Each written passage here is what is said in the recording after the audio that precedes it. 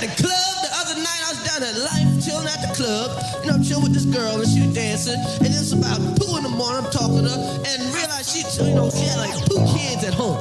Now I don't mind the 2 kids at home. That's all good. I'm like, what the fuck is you doing in the club at 2 in the fucking morning on a Wednesday night? What the fuck? Mommy's in the club, she gon' need a babysitter, call a babysitter. She gon' need a babysitter. Mommy's in the club, she gon' need a babysitter, call a babysitter. She gon' need a babysitter. Mommy's in the club, she gon' need a babysitter, call a babysitter. She gon' need a babysitter. Mommy's in the club, she gon' need a babysitter, call a babysitter. She gon' need a babysitter. Mommy's in the club. I ain't never had a problem with a bitch. Young fly, yeah, nigga getting rich. Hit the club, got my bitches on the list. Drop some commas or some Prada, better holla cause I'm lit. He probably wonder where his mama at. Got DCF on the steps and the welcome mat. But my service with a burden, I'ma give him a brother. And if the youngin' get the wallet, he had camp for the summer. She fucking with me cause she know that I'm bout that. MKZ be the whip with the loud pack. 4 hoes deep and they louch to my belt strap. The crib reek of weed in the streets probably smell that. In the club, she gon' need a babysitter, call a babysitter. She gon' need a babysitter. Mommy's in the club, she gon' need a babysitter, call a babysitter. She gon' need a babysitter. Mommy's in the club, she gon' need a babysitter, call a babysitter. She gon' need a babysitter. Mommy's in the club, she gon' need a babysitter, call a babysitter. She gon' need a babysitter. Mommy's in the club. The club stops for nothing. She gotta get that party out her system somehow, and the bar's still jumping. So get your squad to meet with my squad in the car, straight bumping your favorite song about how men ain't shit and hit up the function. Only thing that can stop me is if a baby daddy run up on me. I'm with your baby mama, but she ain't got no baby body. I'm at the blazing sound, I've been rocking with the lady drama, product of what I drop, and I ain't about to waste a condom. Her last man had a problem with Ativan, and if he find out where she's hanging, he'll get in his battle stance. Now the club ain't no church, and the church ain't no club, but she's happy to get her drink on and leave with a broke bum. And they'll call this misogynistic, like booty popping and pimping, cause I'm trying to fuck, but I'm also wondering where her kids is. And girls wanna dance to songs that refer to women as bitches. If you let your kids dance to it too, don't cancel me for tripping. Mommy's in the club, she gon' need a babysitter, call a babysitter. She gon' need a babysitter. Mommy's in the club, she gon' need a babysitter, call a babysitter. She gon' need a babysitter. Mommy's in the club, she gon' need.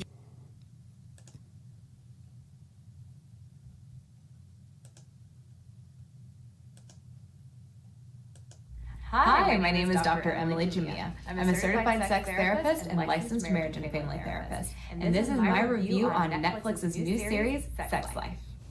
Netflix's new series, Sex Life, kept me totally entertained while my husband was away traveling last weekend. It is steamy and addresses a very common dilemma that many couples face. Can you have both stability and passion? Wait a minute. When your husband was out, that's when? Hold on. The show follows the life of Billy, who despite being happily married is sexually unfulfilled. The show bounces between her current suburban life with her perfect on paper husband and 2 small children, and her former uninhibited life in lower Manhattan with bad boy ex Brad. Feeling the confines of nursing a newborn and putting her career on hold, she begins longing for the hot sex she had with Brad and the freedom she used to feel. The show basically addresses the question, can you have it all? Can you have both stability and security and erotic passion? Can you? Welcome. Thank you, Emily, Dr. Emily. I don't want to use your entire thing because I don't want to get a copyright strike, but she does a pretty admirable job of doing the breakdown here. It's not that long. I'll let you guys. I wanted her to like say, I wanted to get a female's, I guess, breakdown of this before we get started today. Welcome to the 4th of July edition, of the Rational Male. Did you guys like that intro? No, that wasn't my band. I'm trying to change things up a little bit here. I thought that was really cool. That was by Rocky and featuring Kevin Savo, who is a guy that I am going to be meeting this Friday. I'm going to be going and doing a cameo appearance in one of his movie series that he's doing. So, yeah, we'll talk about that a little bit later on. But another thing he does is he's a rapper and he does music and such too. And I thought that was an appropriate intro for today's topic, right? We're trying to stay as topical as possible.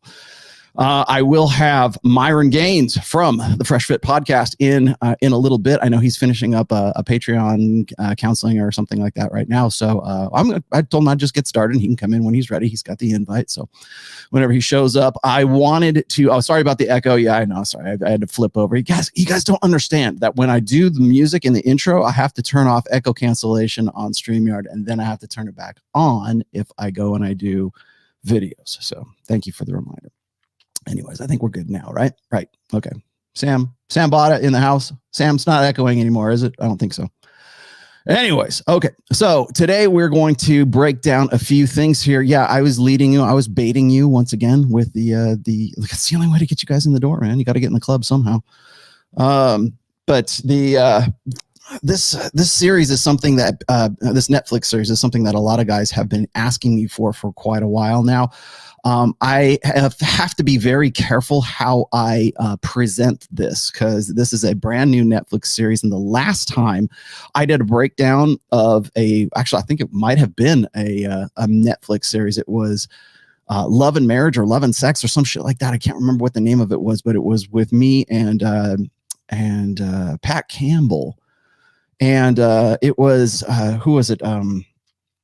Scarlett Johansson was in it, and then the guy who played Kylo Ren, I can't remember the kid's name, but that guy, that ugly dude, he was in it, and he punched his hand through the wall. And I went and I was stupid enough to show that clip entirely, that scene entirely, and so therefore I didn't get a copyright strike, but I got pretty close to a copyright strike. So I don't want to get a copyright strike. So what I'm going to do today is kind of dance around things here. That's why I have Miss Emily here to help me. Thank you, Emily. You have a very small channel. I hope I'm helping you out too. Start by telling you what I liked about the show. First, I like that the show depicts the woman as the one who feels sexually unfulfilled. This breaks the stereotype that it's always the man who has higher desire. Well, I'm not so sure about that, Emily. Honestly, from the studies and from the data that I've seen up to this point, I think it's at the very least, it's 50-50. So if we're going to talk about stereotypes, I mean, let's talk about 21st century stereotypes and not 20th century stereotypes. Okay. That's where I think we ought to begin with all of this in the 21st century rather than the 20th century. So, okay. Thank you very much, Sam. I saw your text there. So yeah, I mean, here's the funny thing, right? And I posted this not too long ago. I had a 2016 essay called Plan B.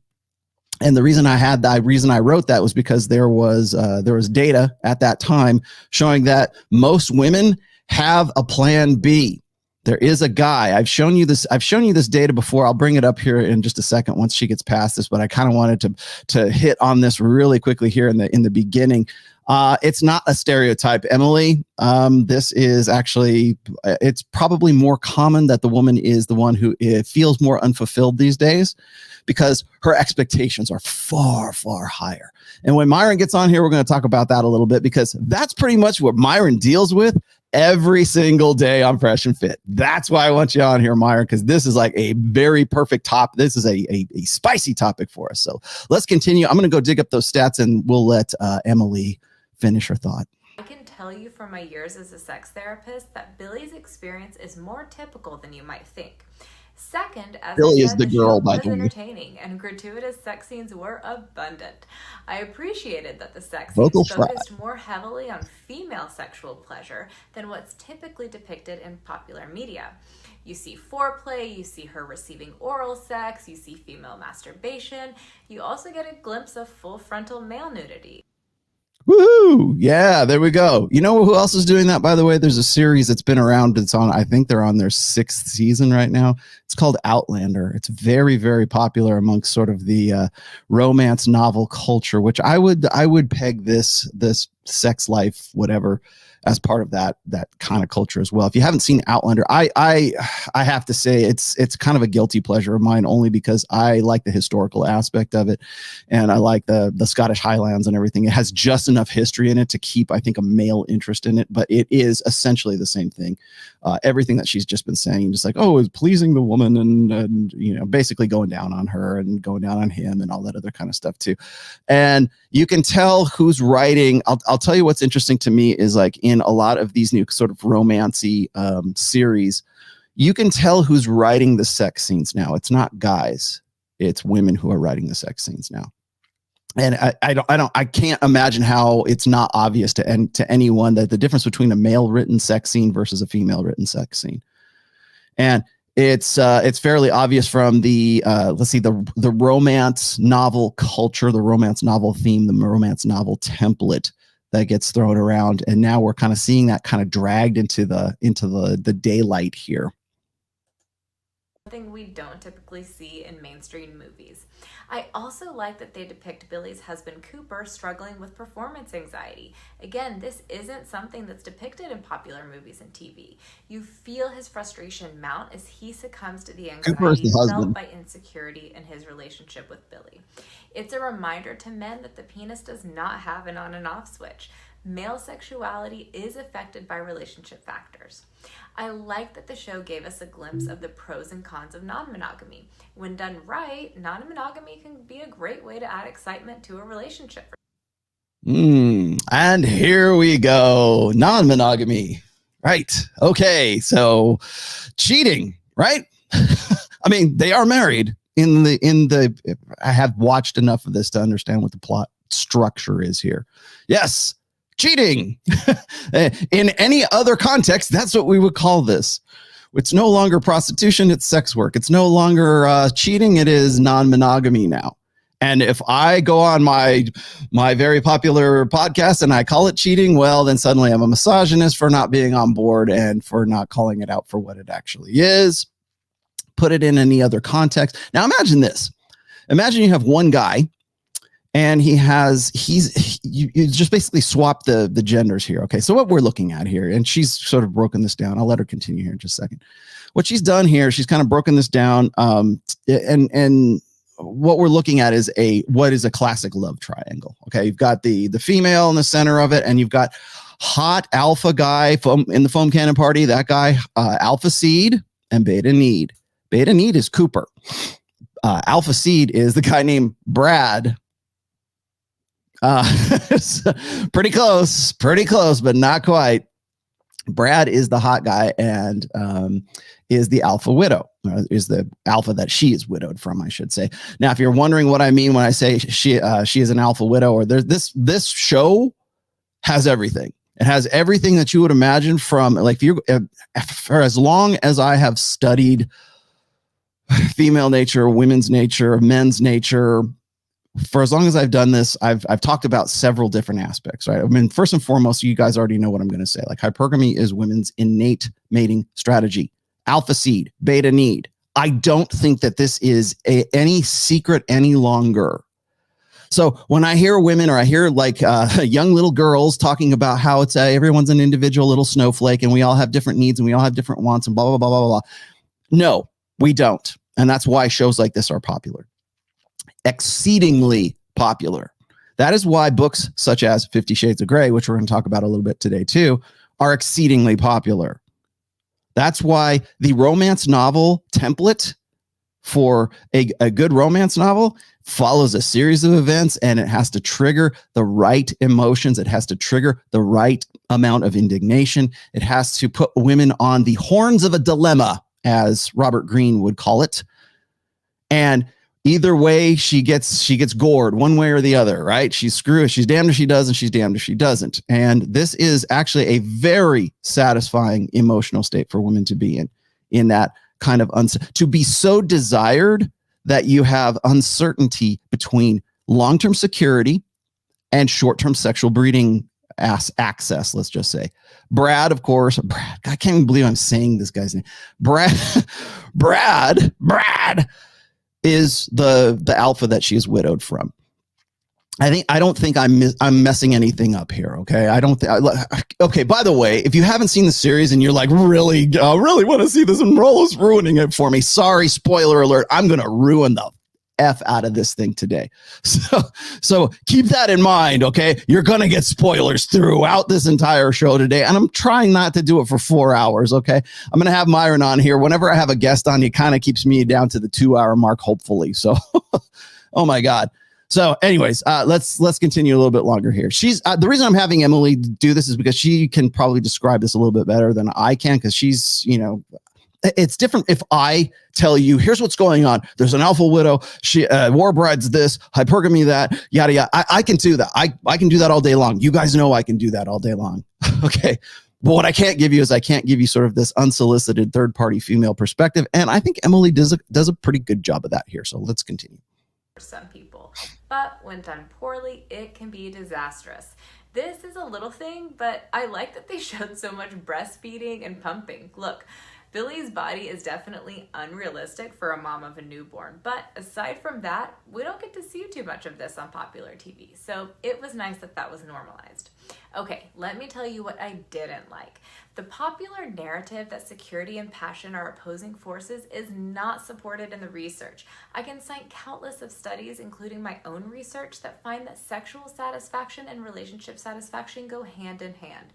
Sure, the sex that she had with Brad was hot.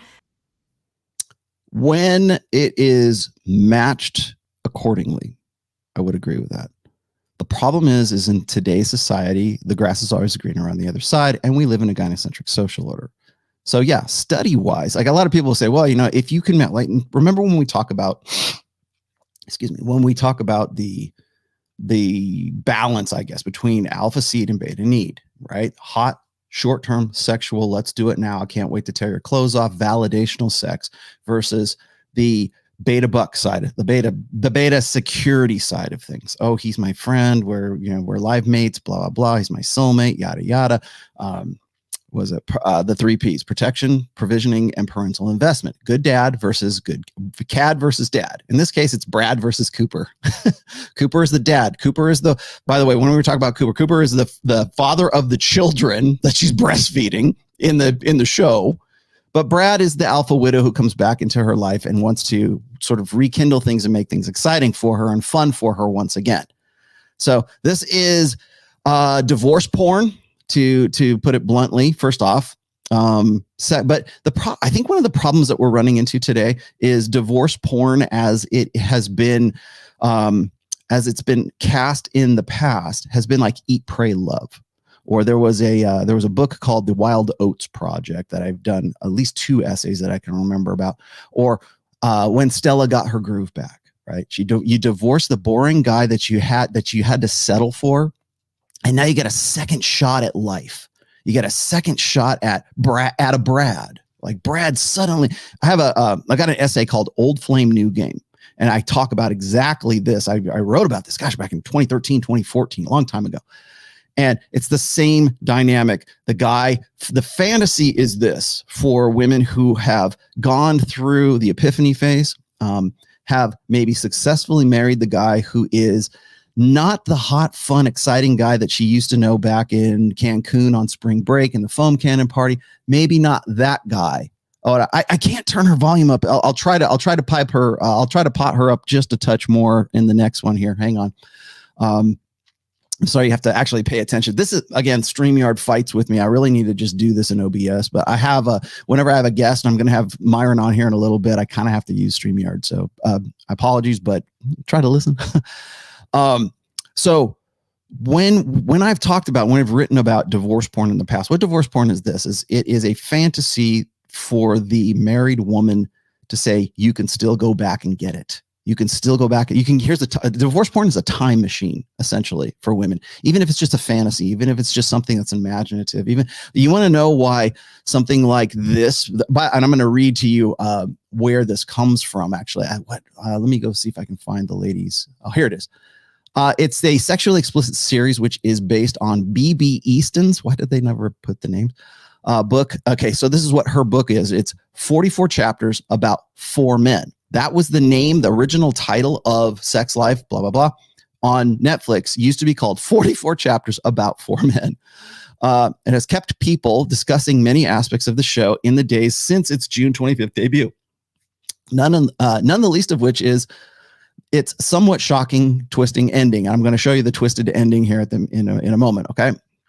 So, again, it is a female fan fiction writer, let's just say, who has made it big.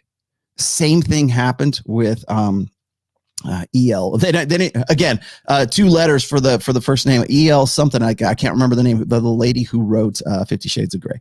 50 Shades of Grey was a phenomenon and still is kind of a phenomenon today. If you've read my my 4th book, which is The Rational Male Religion, and you can find that here. Why don't I not have it on? There we go. In my 4th book, under the marriage chapter, which is a very large chapter, the very central chapter of my 4th book, I talk about the popularity of 50 Shades of Grey. And it was released, I believe, in either 2012 or 2013, and it was like March. It was like the second quarter of 2013 or 2014, I'm not sure. It was the #1 book. It instantly went to being the #1 book in, well, certainly on Kindle, on, was it KDP, Kindle Direct Publishing. It was self-published, okay? It was not a book that got picked up by Harper's. It was not a book that got picked up by Penguin or Hallmark or whatever, you know, even not even a Harlequin romance. It wasn't even picked up by that. It was a self-published book. That's very, very important to remember, by the way. I think one of the things that people kind of lose the narrative on is, and I've used this in several arguments with feminists and with women who think that there is no such thing as female nature. Bull.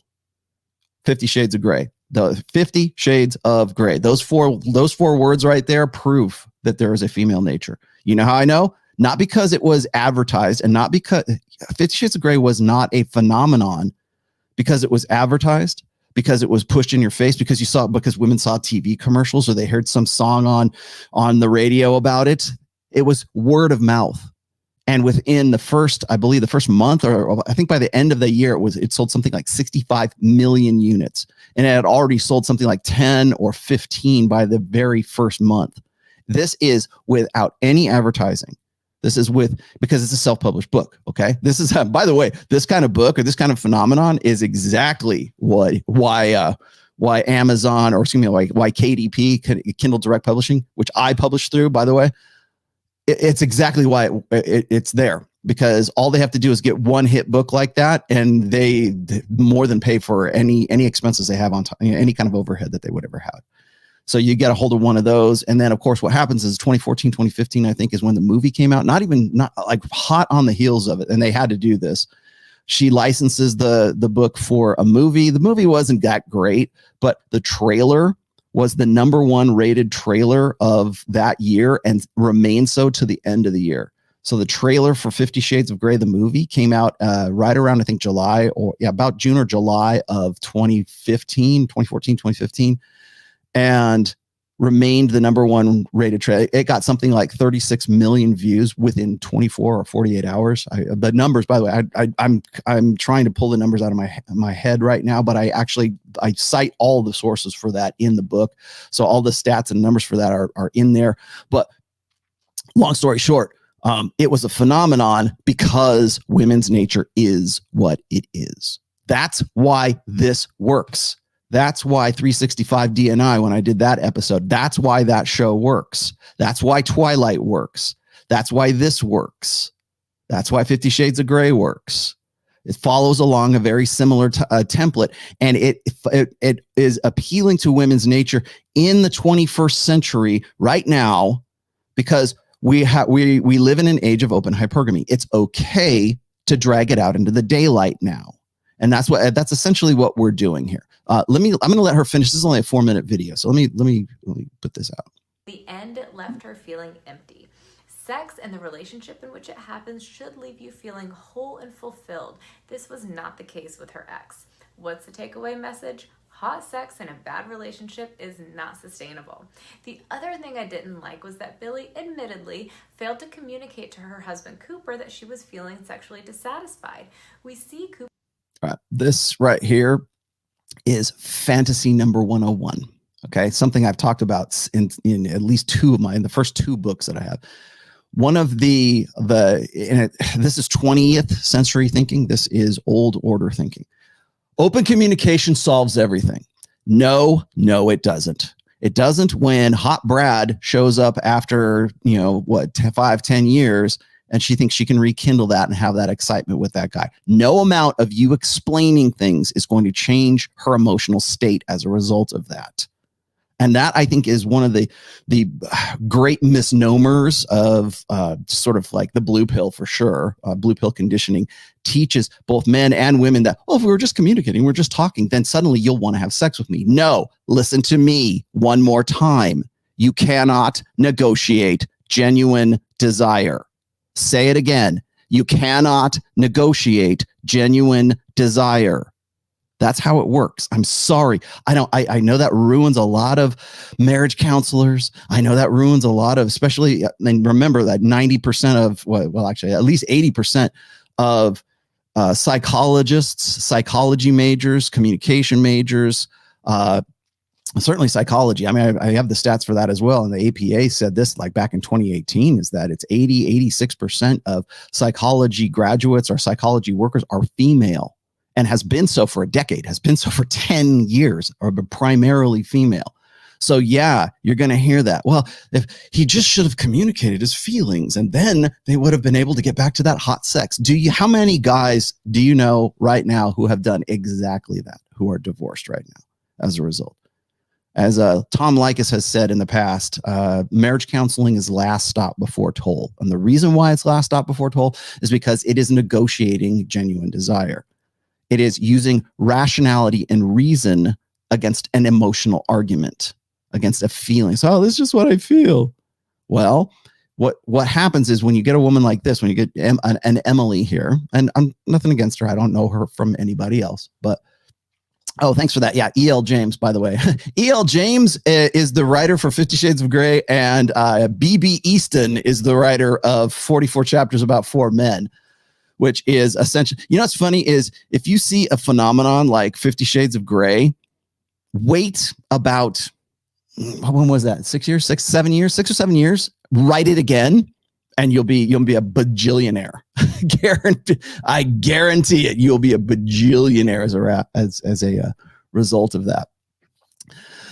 So anyways, let's let her keep going. But I wanted to point that out is because one of the biggest, I think, difficulties that a lot of people have, a lot of couples have, is they buy into that, especially if you're a guy who's still blue pill conditioned and you get into a relationship or you get into what you want to believe is excuse me, man, I got, was it Devil Mountain coffee today? I should have had it first before I came on, my bad. But so you've got this ideal that's already sort of implanted and embedded in the culture that, and this has been since like Dr. Phil, Oprah Winfrey. It's that same kind of, I don't know what the real answer is, but open communication sounds right. So if we just talk and we explain, like, it sounds rational, right? I mean, it sounds like, and a lot of guys take that to heart, right? So when they are talking to a woman, they believe that woman is just as equally a rational agent as they are. That's the blank slate, by the way, and that is a huge deficit and a huge Achilles heel of the blank slate. Is that what happens is it convinces people that men can be as emotional as women and women can be as rational as men, naturally, innately, because we're all the same. We're all blank slate equals, right? So women should be co-rational agents and men should be co-emotional agents. When it comes to interpersonal communications with men and women, is simply not true. And you know why we know it's not true? Because of the popularity of shows exactly like this, exactly like 50 Shades of Grey. That doesn't work if relating and communicating was such a great idea. If it was a panacea for everything, there would be no reason for marriage counselors, because we could just simply, hey, you know what? Looks you're not banging me as much as I'd like to. Oh, really? Tell me how can I change that for you? Right? Oh, okay. It's like negotiating hostage terms, right? It's negotiating terms for her desire, essentially, is what it is. And you will never be able to negotiate a woman's genuine desire. And the reason for that is because if that were the case, it would be very easy in our ancestral past for a guy to talk a woman into bed, to rationalize and reason a woman into bed. In the history of mankind, no man has ever reasoned a woman into bed. Never. It's been emotional. It might have been, let's say, forced copulation. It might have been something that is uncontrollable. It might have been the chemical lust, animal lust. It could have been a prearranged thing, whatever. But it wasn't about reason. It wasn't about, yeah, you know what? You seem to be the best choice here because you have an IQ of 120 and you have a job that pays, $80,000 a year. It could be 120 in another 4 or 5. Let's see. You would be a great choice for me to actually have some desire for and to want to tear your clothes off. That doesn't happen. That's not how women's sexuality works. Communication is not the panacea. It is not the cure for genuine desire. Cooper is an eager to please, ambitious character, so we really have no reason to believe that he wouldn't have been open to working as a couple on sexual fulfillment. What does this teach us? That as uncomfortable as conversations about sexual satisfaction may be, they are so important for the health of the relationship. No, the problem is this: Cooper's not Brad. That's the problem. You can't, all the communication in the world is not going to magically turn Cooper into a Cooper, because he's an archetype, by the way, the archetype of Cooper into the archetype of Brad, because her in this case, Billy, why the hell did they name her Billy? I have no idea, but Billy, they all have male names. You notice that? I don't think that's a coincidence, but yeah, maybe that's just me being like, let's put on my Alex Jones, put on my tinfoil hat. They named her Billy, a masculine name, for a reason. So let's just, and even if whether they know it or not is kind of open to speculation, but definitely now we've got Brad, Billy, and Cooper. BBC. Well, I mean, the author's name is B.B. Easton, so maybe there's something along those lines, but maybe I'm wrong. I don't know. I'm just pointing. I just work here, man. I just work here. All I do is hold up a mirror. You guys have to want to look into it. But again, the reason I wanted to bring Emily on into all this mix here is because a lot of the things that she's talking about from the perspective of a woman. As a woman, right? Okay, here's your chance, ladies. As a woman, tell me what your take is on 50 Shades of Grey, on 365 DNI, on Sex Life on Netflix right now, which is basically this. It's the same. It's like Taco Bell, man. It's the same crap in a different tortilla, just mixed up different. It's the same thing. It's Taco Bell, Del Taco, whatever. I don't know, wherever you have, right? It's the same stuff mixed up into just a different shell. That's what it is. And so when we do, I think what's funny is she tries to make this as analytical and as psychoanalytical as possible. I mean, this is the therapist coming out right here. In the end, the feelings of awkwardness that come from these talks pales in comparison to the pain caused by lies and sneaking around. So without giving anything away, let me tell you what lessons we can learn from this. Okay, before we get to the lessons, lying and sneaking around generate indignation for women. That's why if that wasn't the case, this show would not be the number 2 rated show in the United States. It is the number 1 rated show in the UK. It is the number 1 rated show in Brazil. It is the number 1 rated show in South Africa, and it is the number 3 rated show in India right now. And it came out on June 24th, I believe. And people have already binge watched the hell out of it, and I know it's already been re-upped for a second season. So let me catch up with some of these super chats because they always get away from me. The Moorish says, "Hi Rollo, I want to inform you that you have a lot of readers in Morocco." Oh, really? Cool. International hero. My question is, could you please make a video about birth and emergence of emotionalism? I can do a show about that. Duly noted. I'll put it in the great big book of everything, Mr. Moorish. However, in the meantime, read the 4th book. Read this book right here, The Rational Male Religion, because I talk about exactly that in there, especially the emotionalism side of things. Cody lecturer, man, woman, myth. Okay, thank you. What else is in here? Who else has said something to me that is important? Amar says, I cannot count how many girls who chased me for months. I lost due to rationally explaining my success beliefs, my rules, my lives, my rules. Excuse me. In love, 100% facts. Yes. I think what I'm going to do at some point, maybe even Wednesday show, I need to do a show on why having a higher intelligence or at least a rational mind, like this is the rational male, right? Like being a rational guy is kind of a hindrance. as I'm kind of winding my way through the book on game right now, I've kind of I'm trying to come up with solutions for you guys. And I'm big on solutions right now, not necessarily prescriptions. There's a difference between a solution and a prescription. I'm not telling you what to do in this book. I'm going to tell you why these particular mechanics work when it comes to interpersonal relationships, when it comes to game, when it comes to approaches, when it comes to dealing with women. And a lot of that is going to seem like a lot of guys are going to say, well, you're just writing a book on simping. You're just telling guys to go and simp for girls. No, I'm not. What I'm saying is this is how you interact with women. And because what happens right now, and I'm glad you brought this up, Amar, because a lot of this is sort of dovetails in nicely into what I've been talking about, which is guys, when they are getting with a chick, they think that they're rational, like they could create an Excel spreadsheet and with all these reasons why she should bang him and have babies with him and live happily ever after. I would be the perfect boyfriend for you. I would do all this. But what Emily has said here as well, I mean, without saying it, is that perfect is boring. Perfect arranged is boring.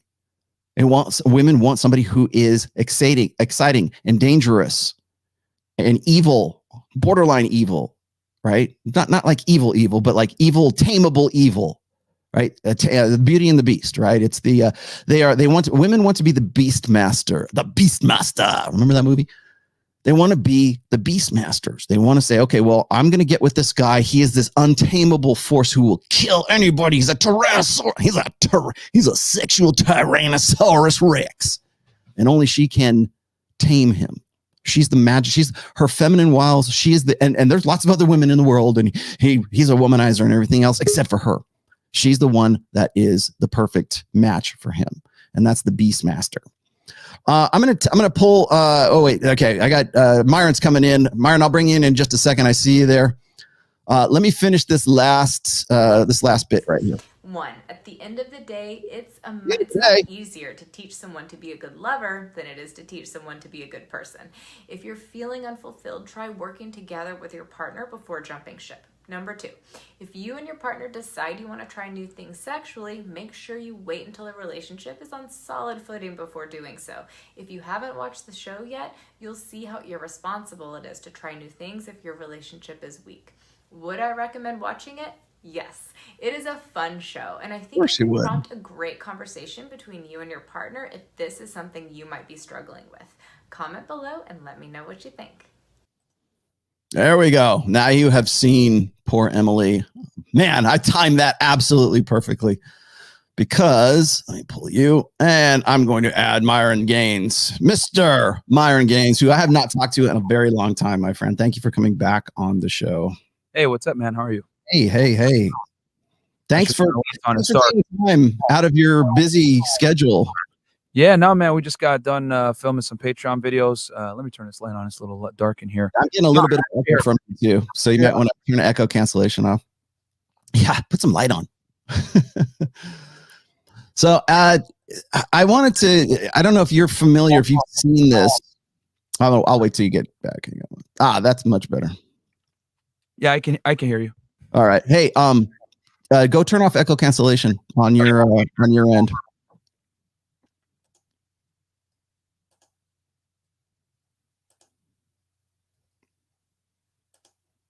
I know you. Okay, now I know you've done it because I'm not. Oh wait, there.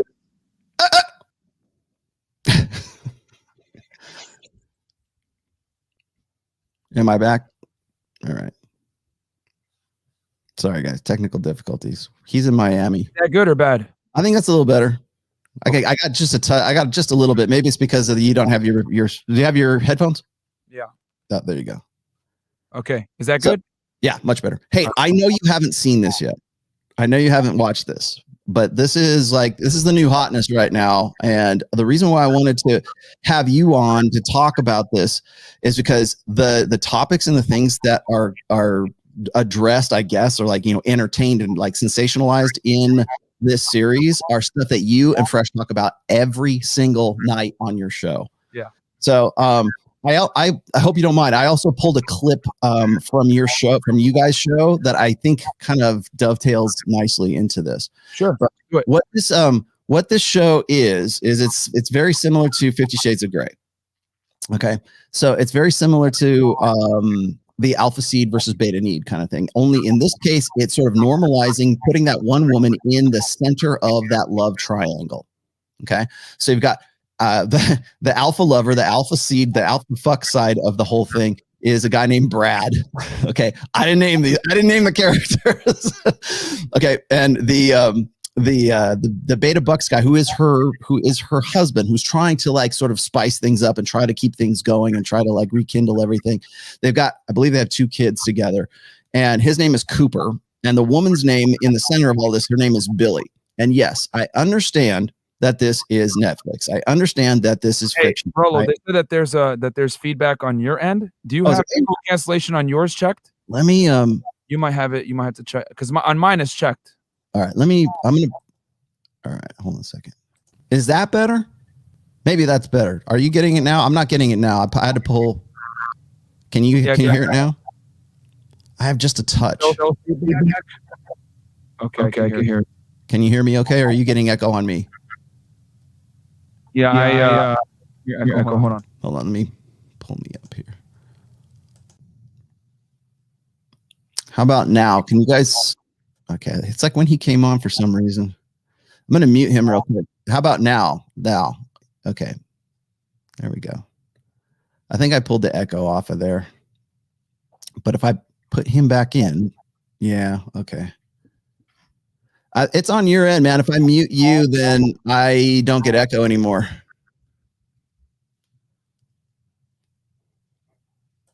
Let me throw that on there. How's that? How's that? Test, guys. Is there still echo? 1 2 1 2. I got just a very just a little bit of it. It's better now, I think. You guys in the chat, just let us know if it sounds, if you're still getting the echo from us. Okay, It's good or no? One. Like I just got a little bit of jump back on mine. Sorry guys, we'll sort this out. Man, I know. It sounds better now because I muted him. So if I pull it off, oh, that's better. That's way better. That's much better. Whatever you did worked, man. How about that? Can you guys hear me now? Much better. Good. Perfect. What did you do? So I remember that. No, well, I had to do it on my end because I use a pretty complex mixer. I had to like mute the USB channel. Oh. That's what it was. I had to mute the USB. Is it on the sorry about that, guys. Yeah, I've got one on the Rodecaster too. I don't have my boy Trey in the back to do the audio. I'm doing it myself, so I really apologize for that, guys. That's okay. No worries.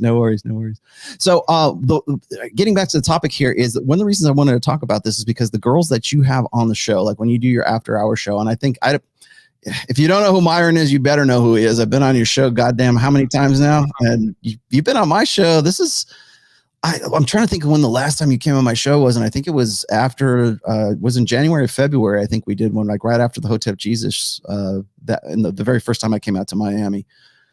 And it was Philion probably. I was trying to, Yes, I remember that.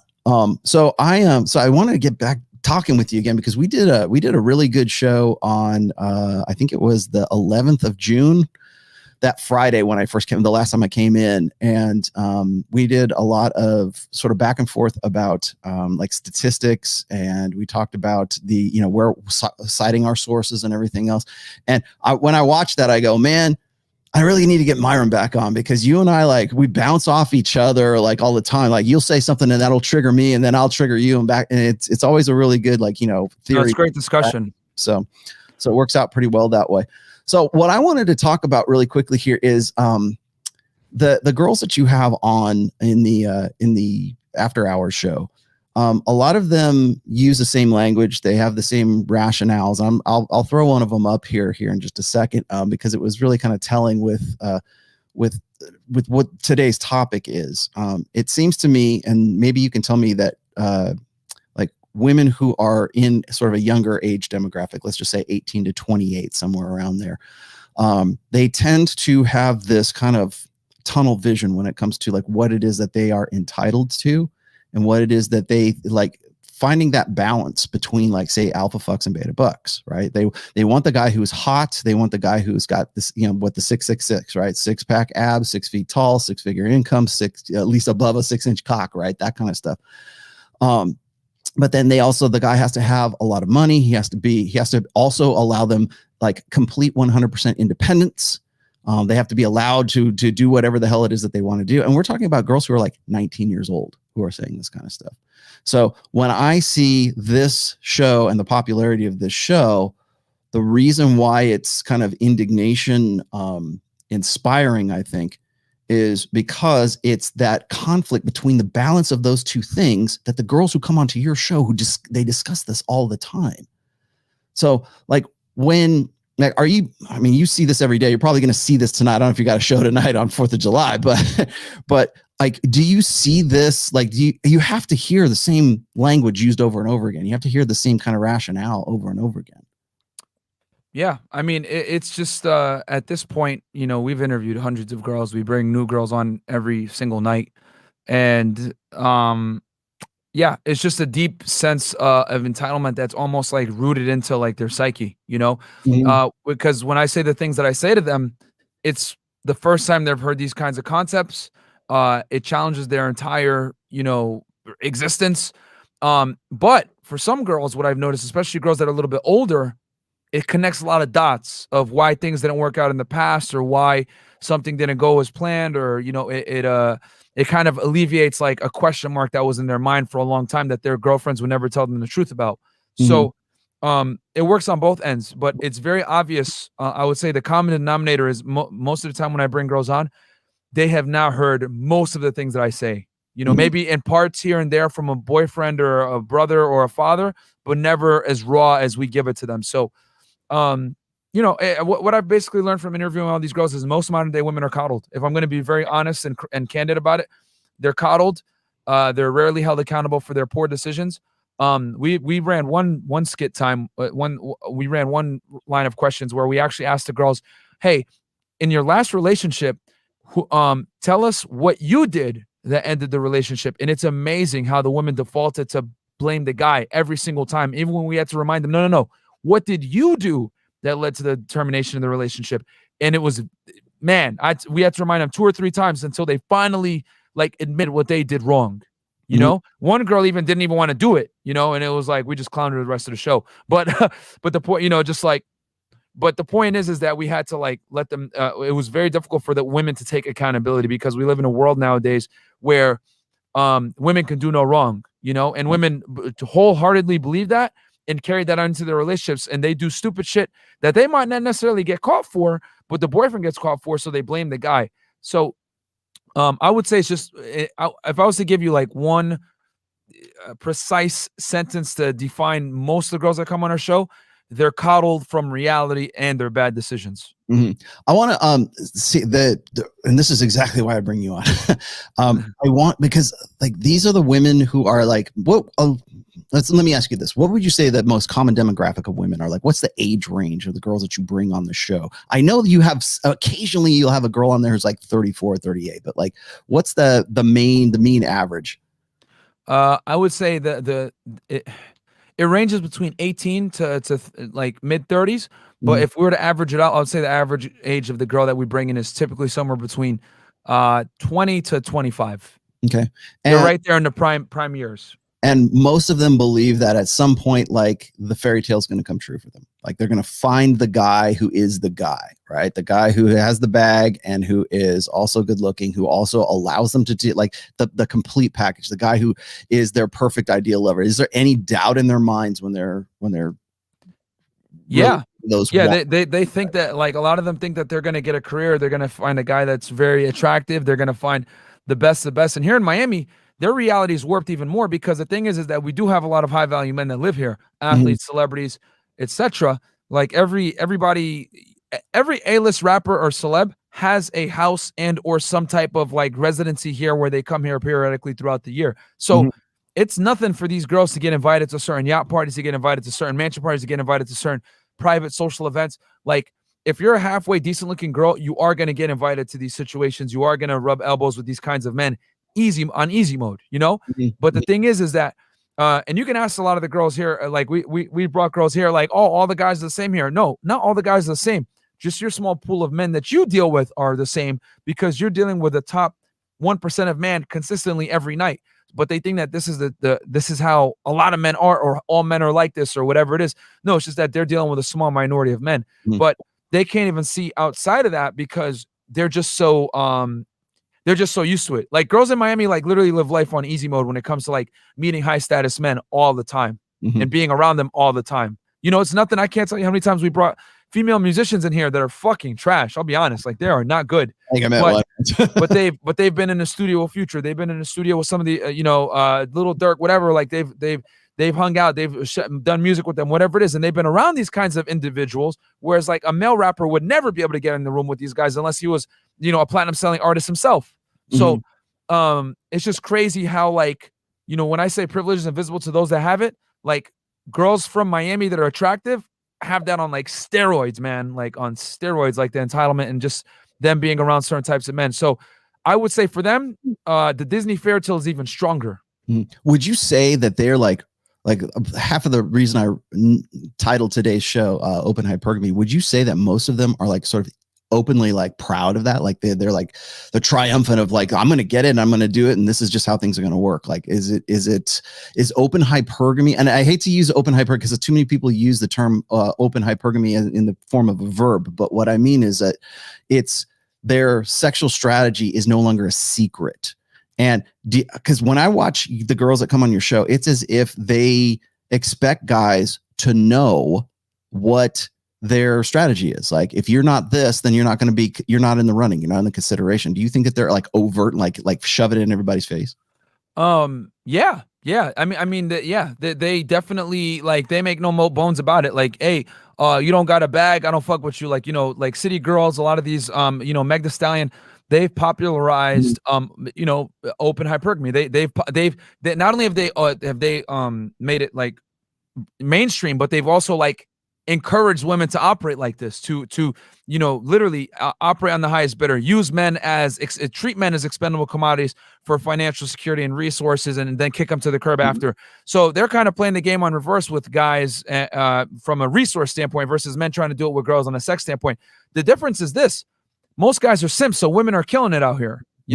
Most guys don't understand their value. I can't tell you how many guys we get messages from that are doctors, make a lot of money, successful men. Even a lot of these celebs and rappers are simps, man. Like, I've heard stories about a lot of these guys from girls of like the extra stuff that they be doing, where I'm thinking in my head, like, why are you doing this? Like, this chick is like a 21-year-old with zero, like zero real value outside of the way she looks. But like, so many guys simp because it is with OnlyFans culture, with stripper culture, with rap music, where they're talking about buying girls bags and buying girls like gifts and all this other stuff and throwing money at the club and let me throw a rack because it's just what I'm gonna do. Like, we have an entire culture, contemporary culture, that incentivizes men to spend money on women that don't necessarily deserve it. So what happens? They run around across a guy like me, and I'm like, nah, I'm not gonna take you on an expensive ass date. No, I'm not gonna, do all this extra shit to try to like appease you. Like, you're not special. And it's like Chinese to them when I talk to them, but it's like, it is what it is. Like, for those of you that listen to hip hop here, I'll tell you guys this: listen to DDG. It's called Moonwalking in Calabasas.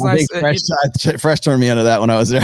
Yeah, like Blueface in the song, he goes, rich nigga take her on a cheap date. That's what I need guys to do. But there's not enough of this. You know what I'm saying? There's too much tricking on girls and all this other stuff people put up on their Instagram story. So girls are accustomed to like getting this kind of treatment. And if you don't give it to them, it's like you're almost kind of like an outlier. But the thing is, if you're not going to be a trick, you need to have very strong game, very strong masculine presence to let her know I'm not no sucker, and it's a refreshing change, so yeah, man, I would say that, the culture in general, like the culture in general encourages women to finesse men 100%. With OnlyFans, all this stuff, it like women are proud to finesse men nowadays. Like, they're actually encouraged. Like, girls go to the club nowadays with no money to like bet their girls and see, all right, let's see who could get the most drunk without paying $1. How many tables can I get into and finesse? Yeah. Like, it's a game now to a lot of women. So guys, you gotta understand that, you gotta protect not only your attention, but you gotta protect your wallet too with a lot of these girls, because they feel entitled to your time and to your money. I've had girls, bro, that literally shame me for not letting them come on the podcast as if they're entitled to come on the podcast. You know what I'm saying? This is the crazy world we live in.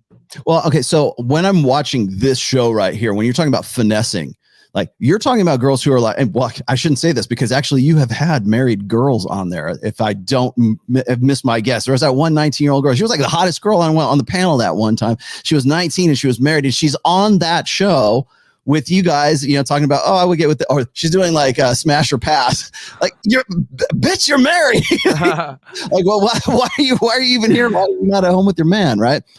And I think that there's he was in the studio. We let girls bring their husbands in if they got a boyfriend or a husband. He was in the studio the first time, but the second time I don't think he was. Yeah. Well, I think that one of the reasons why shows like this are popular is because it allows women to live vicariously in a way that still appeals to, like what you're saying, like finessing guys, right? If they can't actually finesse guys, they can watch a show where some girl finesses two guys. Right. And one of them is Brad and one of them is Cooper. One of them is sort of the boring guy at home who is supposed to like talk about his feelings and babysit the kids. That's why I started with that song today. Why do you not have a babysitter kind of thing? Well, when your man is your babysitter and you're out with the guy that you want to bang and you're married to this guy, you're still in that mode. You're still in that finessing mode. And I'll say this too, real quick. Like, what a lot of girls do too is they follow. For some of you guys that don't know, like, so obviously, rappers, they have girlfriends, whatever, maybe celebrities, whatever. A lot of the girls will follow their girlfriend and or chick or wife or whatever, and they'll kind of like look at her lifestyle and try to emulate that. You know what I'm saying? So not only is it incentivized for women to be, openly hypergamous, if we're going to use that in a phrase, but social media and mainstream culture incentivizes them to look for the best option. And not only that, it incentivizes them to spin plates as far as like men goes, like casually date multiple men. We have a full sugar daddy culture going on in major cities. People don't know about this, like in New York City, Las Vegas, Miami, LA, etc. Any city that has a high cost of living has a thriving sugar daddy like culture economy. Yeah. And it's completely normal. A lot of girls do it. It's common. Like I've brought many girls on the show before and we ask them, hey, are you a sugar baby and or do you know anyone that's involved? Every single girl at the table, if she wasn't involved, knew at least half of friends that was involved in it. And the other thing too is the more attractive a woman is, the higher the likelihood that she's probably either A, had a sugar daddy, B, dated like high net worth individuals, and or C, just rubbed their elbows with like celebrities, whatever it is. So with the marketplace being globalized, right? The sexual marketplace being globalized and Instagram being the thing that it is on online dating and sugar sites, women literally have their pick of the litter. And a lot of guys, like I told you before, are not RP aware. A lot of them are simps, So they do this stupid stuff. They trick on these chicks, whatever it is. And then after they get finessed a couple of times, they might come across and find this information. But how many guys are going to find this information and actually apply it? Because I've noticed that, we get messages from some celebs and rappers, whatever. Hey, I love what you guys are doing, whatever. But are they applying it? I don't know. I think in the next 5 to 10 years, more and more men are going to become RP aware, which is great, because the more men that become RP aware, the more these women are going to start to behave. And I don't have to punish so many chicks. But I still see it as like a very small minority of men are actually going to watch this content and apply it. Yeah. Once you get into a relationship, whether that's marriage or that's just you being in a long-term relationship, the margin for error becomes much thinner than when you are spinning plates, right? Like you were saying before, like these women want to spin plates too, right? And that spinning plates or that idea that women should be able to spin plates doesn't end after the relationship begins. So there's always that, like when you guys told me this, and I've seen this on your show, I was there, I saw this happen there live in studio. Women do not want to give up their Instagram. They do not want to give up their OnlyFans. They do not want to give up their social media in any way, shape, or form. And if a guy were to ask them to do such a thing, then that is them being insecure, right? It's a big fight, man. Every time we ask that question, it's a huge fight. We say, hey, would you give up your Instagram for your boyfriend? 9 out of 10 times it's no. And they wouldn't want to do it. And they're like, well, he better be paying bills. And these girls don't even make money on their Instagram like that. But then I called a couple of them out and I was like, we had a panel of like pretty, open-minded girls one time. And I said, listen, the real reason y'all don't want to ever give up your Instagram is because women never want to forfeit the ability to replace a man that they're dealing with at a certain point of time. And they know, since they don't actually initiate sexual attraction through a cold approaching or anything like that, that they are hindered to men approaching them. So women, whether they want to admit it or not, will always keep avenues open for other men to potentially court them if the guy that they're with fucks up. It's just that when you say it like that, it's like, oh, damn, like you literally just pulled the veil from us. But that's the truth. They always want to be able to reserve the right to talk to other people at any time, because that's how women maintain leverage. Like I always say, like men have to earn their abundance mindset, whereas like women just have it naturally. A big part of women having a natural abundance mindset is maintaining their Instagram, maintaining their social media, maintaining their Snapchat, maintaining their Instagram. All of that allows them to continue to get free attention and validation. Because you go back 20 years, which you could speak to this, Rollo. Like if a woman wanted to get attention from men or wanted to feel pretty, she had to actually dress up, get her ass up out of the house, walk outside, and make herself available to men, whatever. And then the guy would have to approach her, get a phone number, whatever. Like women had to put in some work back in the day. But nowadays, they don't have to put any work in. And not only do they not have to put any work in, they're actually rewarded by staying inside, putting pictures of themselves on the internet, and then a higher status men that they would never meet in person is probably going to hit them up if they set their page up right. I've been out with so many girls, man. As you guys know, there's plenty of beautiful women here in Miami, and they will have 50 of the same goddamn picture in their camera roll. Pick the best one, touch that one up, use a bunch of filters. They'll use Facetune, all that stuff, make it perfect, post it on Instagram at a prime time, get as many likes as they can. If they don't get enough likes in a certain amount of time, they delete it because they want to get up, push in the Discover page and in the Instagram algorithm, which we teach all this on DMs on Demand, shameless plug. But the point is that girls are not stupid. They know how social media works. They know how Instagram works. They have this stuff memorized. A girl that doesn't even use IG like that is going to be still very well versed in social media usage and how to post pictures and angles, all this shit. So they know what they're doing, and they know that if they get rid of their Instagram, it is literally a huge avenue to meet high-value men that is taken out of their repertoire, and women will fight tooth and nail to be able to exercise options with men because they don't have the burden of performance to go out and approach men, so they have to keep the avenues open to be able to allow men to approach them that are higher status than whoever the fuck she's dealing with at that time. And that is the perfect segue into this part that I wanted to show you. Now, if you want me to stop, just tell me when you want me to stop this. But like, there, okay. I want to. What you just said is exemplified in this one chick right here.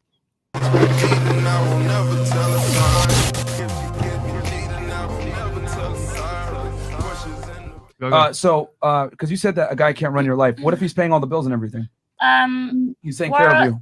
To be honest, even if he's doing that, I still want him to respect me because at the end of the day, you like me, right? You love me. You have to allow me to have my freedom. Okay. Any woman that allow a man to tell her what to do, okay, fine. I don't mind to like get advice from a guy. Baby, don't do this. This is not good. You know, that's okay. But at the end of the day, I have to be the CEO of my life. Baby, I want to take myself out with my girls, out for dinner, by myself with my girls. Yeah, oh, that is oh my God, look at that. CEO, yeah, CEO. So I want to like manage my life. I'm the manager of my life. I'm the director. I'm the CEO. So I just want to have my freedom as long as I just don't like, abuse it. Do you get me? All right, so I wanted to throw that one up there first and foremost. Okay, so that girl right there. Now, before I do that, explain who these chicks are here real quick. The one in the girl in the center. Let me I'm very respectful. I'm not gonna cheat on you. That girl in the center was the one that you had on there for a reason. The rest of them were just kind of there to be part of the conversation. Yeah. So the girl in the middle, Blue Jazz, she had went viral on the internet for saying that like if she breaks up with her man, he needs to continue to pay her bills. So, Kevin Samuels that had her on, Mediocre Tutorial Reviews, a couple guys that had her on, but, we brought her on as well, but, we ain't going to give her all the spotlight. So we brought some other girls that we know as well. Because we like to keep the panel discussion, keep that whole thing and get a whole kind of a body of evidence. And then the girl to her left actually is more popular than she is. Her name is Miriam. She has a blue check on Instagram. That girl is verified. So, so that girl's on another, like, she's partying with Floyd Mayweather. She's partying with, Chris Rock and a couple other people. She's always getting invited to events. She's a runway model. So she's on a whole other level of entitlement when it comes to men, So, and it's funny too, because I told her that like, you can't be having Instagram, whatever, because it opens doors for issues. And then later on in the podcast, she admitted that like, her boyfriend, her fiance had proposed to her and she cheated on him. And they broke up the relationship, but it came from her drinking alcohol and partying, the same exact things I told her that you can't do when you're in a relationship with a guy. And it kind of proved my point later on in the show for those that want to see, the full episode. So it's her putting herself into positions where she had the opportunity arose that she could actually go and do that. Yeah. Yeah. So that's what happened, so she ended up putting herself in a bad position. And this guy had money. He was successful. He had a business, all this other stuff. And he took her, I think, to, I forget, the Maldives for for a trip. And she was engaged to him and she cheated on him because he found out on the phone, he found out on her phone. She got like drunk and she did some stupid stuff. And they ended up getting back together, but it didn't work out because we all know what happens when a woman cheats on you and you take her back. She ain't going to respect you. It's never going to be the same. But they got back together and they broke up again. But yeah, the same things I told her that you shouldn't be doing in a relationship, which leads to infidelity, whatever, is exactly what she did. But she was fighting tooth and nail. I'm going to maintain my Instagram. I'm going to do whatever. And she is definitely going to fight to maintain her Instagram because she's verified. How old is she? I think she's like 21, 22, 23, somewhere, yeah. early 20s.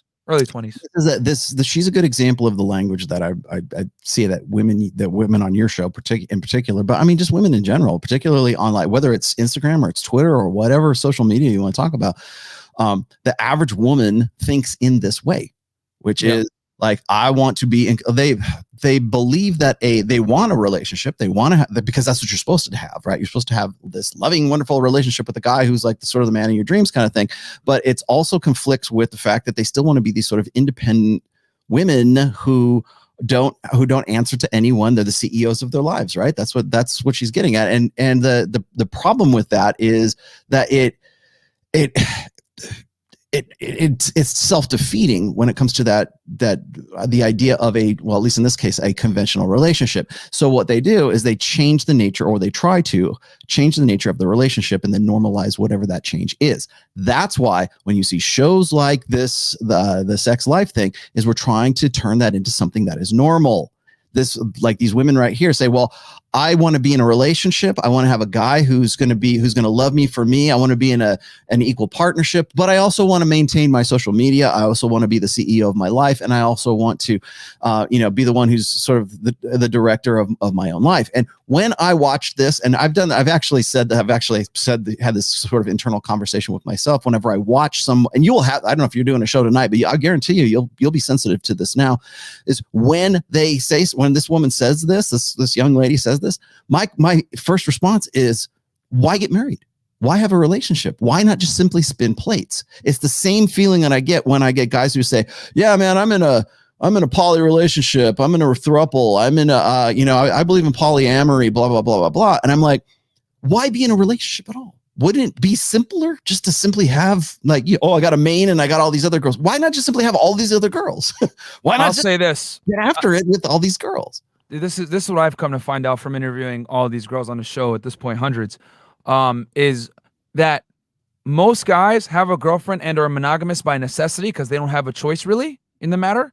And they're typically in a monogamous relationship based on their girl's terms. Like, she's going to still run Instagram. She's still going to do what she wants, whatever. And most girls are in a relationship by necessity. And what I mean by that is what I've noticed is that men and women, they're in relationships for different necessities. For the women, it's to get that stability and that security to some degree, whether it's financial, right? Which a lot of girls here have sugar daddies, that a dude that pays their bills, but they're not necessarily aroused or attracted to him. Or the guy's attractive, but he's a bum, but he gives her that stability where he lets her do whatever she wants, and she has a boyfriend to go home to or go on holiday, whatever, but she's still able to go to South Beach and or go on boat parties and yacht parties and still live that Miami life. But guys, they're accepting the relationship because they have a consistent piece of ass and they can't necessarily exercise being polygamous with a girl, let alone being able to spin plates. You know what I'm saying? Mm-hmm. So both parties are kind of in the relationship to fix their reproductive problem and or security relationship problem. Mm-hmm. So with the girls, though, the girls are winning because they're able to get the boyfriend vibe from this guy, right? While the guy is still having to adhere to some kind of masculine burden performance on his end. And I always say that's unacceptable when girls run their strategy, because when girls run when they run hypergamy on steroids, there's serious consequences that could come from that. She get pregnant, she'll embarrass you, whatever it is. But as a man, if you're running around smashing other chicks, it's not that big a deal, because men by default have to bring way more to the table than women do. That's why when I tell guys on the podcast, I'm like, women want traditional men, but they don't want to be traditional girls. So if you have a certain couple things checked off, like you're in shape, you have your money on point, whatever, you can't demand anything less than her best, which means no Instagram, no, girls' nights out, none of this bullshit, because you guys see what happens when you allow that. And they're going to try to shame you and say small dick energy, you're misogynistic, whatever. No, bitch, I'm realistic. I got to protect you from yourself. And every religion says this, Islam, Christianity, etc. Everything has been done in the past to contain female hypergamy for a reason in female sexuality, because female sexuality, if left unchecked, can destroy kingdoms. Well, it is what it is. This is where we're here now. And we're here now. We're literally here now, where men now are literally tolerating bad female behavior that is not conducive to long-term relationships, for whether it's some limited some limited starfish sex, or maybe some female companionship, whatever. Guys are selling themselves short. And my problem is, if you work your ass off to get to a certain point as a man, you have to demand the best from the women, because women don't have to bring much to the table. I keep saying this. People think I'm crazy when I say it. All woman really has to bring to the table is be attractive and compliant attractive and compliant. Most guys are going to be happy to have you. You know what I'm saying? If you cook and clean, that's it. That's a plus. But the thing is that guys are bringing all this extra stuff to the table, right? A lot of successful men, etc. And they're tolerating like their woman going out at night, having Instagram showing her body, all this extra shit. And it's like, bro, men don't ask for much. Just don't be a hoe. And she can't even do that. Yeah. And these guys are out here like taking her like that. And it's like, nah, man, guys need to start being more protective of their resources, their time, and most importantly, their hearts. Because men, right, whether people want to admit it or not, guys love for real. Men love for real, man. And when a man loves a woman, he loves her for fucking real. Women don't, just like you said, Rollo, women love opportunistically. So guys think that women love idealistically, and they set themselves up to fail. They give her all this freedom. She goes out and does stupid shit, drinks. Her single girlfriends, which that's a whole other problem, get her to cheat, whatever. And then bam, like these guys get fucked up, and we see it all the time. And a lot of the times, me and Fresh see the craziness because, we're the guys that, and we find out after the fact. But man, like, guys, protect yourselves, man. These women, they should be fighting to get you, not the other way around, man. Yeah. And yes, I didn't mean to go on a rant there. And I just got a stream deck, and everybody's like, "Don DeMarco, no!" All right. I got you. Dude. Sorry, man. Sorry. I just like I got the tiny stream deck. I'm like, yeah. I hate seeing men get finessed, bro. There's a few things that boils my blood, and watching men get finessed pisses me off. Like, I see it all the time. I want to go up to the guy like, bro, what the fuck are you doing? But I already know you can't RP somebody. They got to come to you ready for it, Yeah. And I think I mentioned this on your show, and it was the first time I think I've ever mentioned it on certainly on your show. And I don't think I've ever really brought it up, but it's something that's in, I think it's in my second book, but it is the cardinal rule of sexual strategies, which means this is that for one sex's strategy to be fulfilled, the other one has to either be compromised or it has to be abandoned. And so what that means is for women's mating strategy is hypergamy, right? Alpha fucks, beta books. They're looking for the blend of the perfect balance between the guy that they want to have sex with naturally, have an emotional investment for, but also has the 3 Ps, right? Protection, provisioning, and parental investment, the beta buck side of the long-term security side, which they're going to need for longer in their lives. So that's women's mating strategy. For men's, it's unlimited access to unlimited sexuality. If you don't believe me, go look at Pornhub and look at all the niches of porn and look at how, free streaming 4K online porn anytime you want. Women don't pay for porn, guys. Yeah. Women don't. Women. Exactly.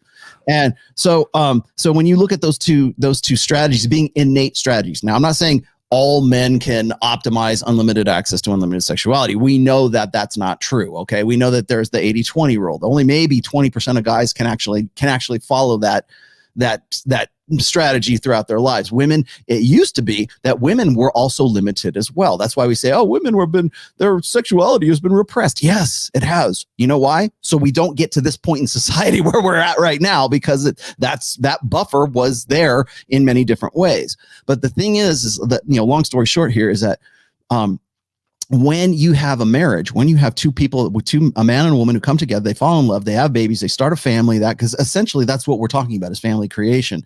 And when you to get to that point, there has to be compromise of both sexes' sexual strategies. It used to be that men would compromise their ability to have sex with whoever the hell they wanted to, or get with whoever they wanted to, and focus only on that one woman. I will put all of my resources, all of my time, all of my emotional investment, all of my work, all of everything into this relationship with you. You're going to have babies. I'm going to have sex with you, only with you. And the woman says, that's great. And all that guy asks is that the babies are his. That's the only stipulation for him to compromise his mating strategy to get with that woman's mating strategy. On the other side, the woman has to say, okay, I love you. You're fun to have sex with, and you would be a great long-term prospect. Yes, I want to get with you. So what I'm going to do is I'm going to give up, or I'm going to compromise that aspect of my hypergamous strategy so that I can accommodate yours. I won't cuckold you, and you won't be cuckolded. And that's usually the arrangement that goes right there. Now, when you got this girl right here, the girl's talking about how she wants to be the CEO of her own life. There is no compromise between the two.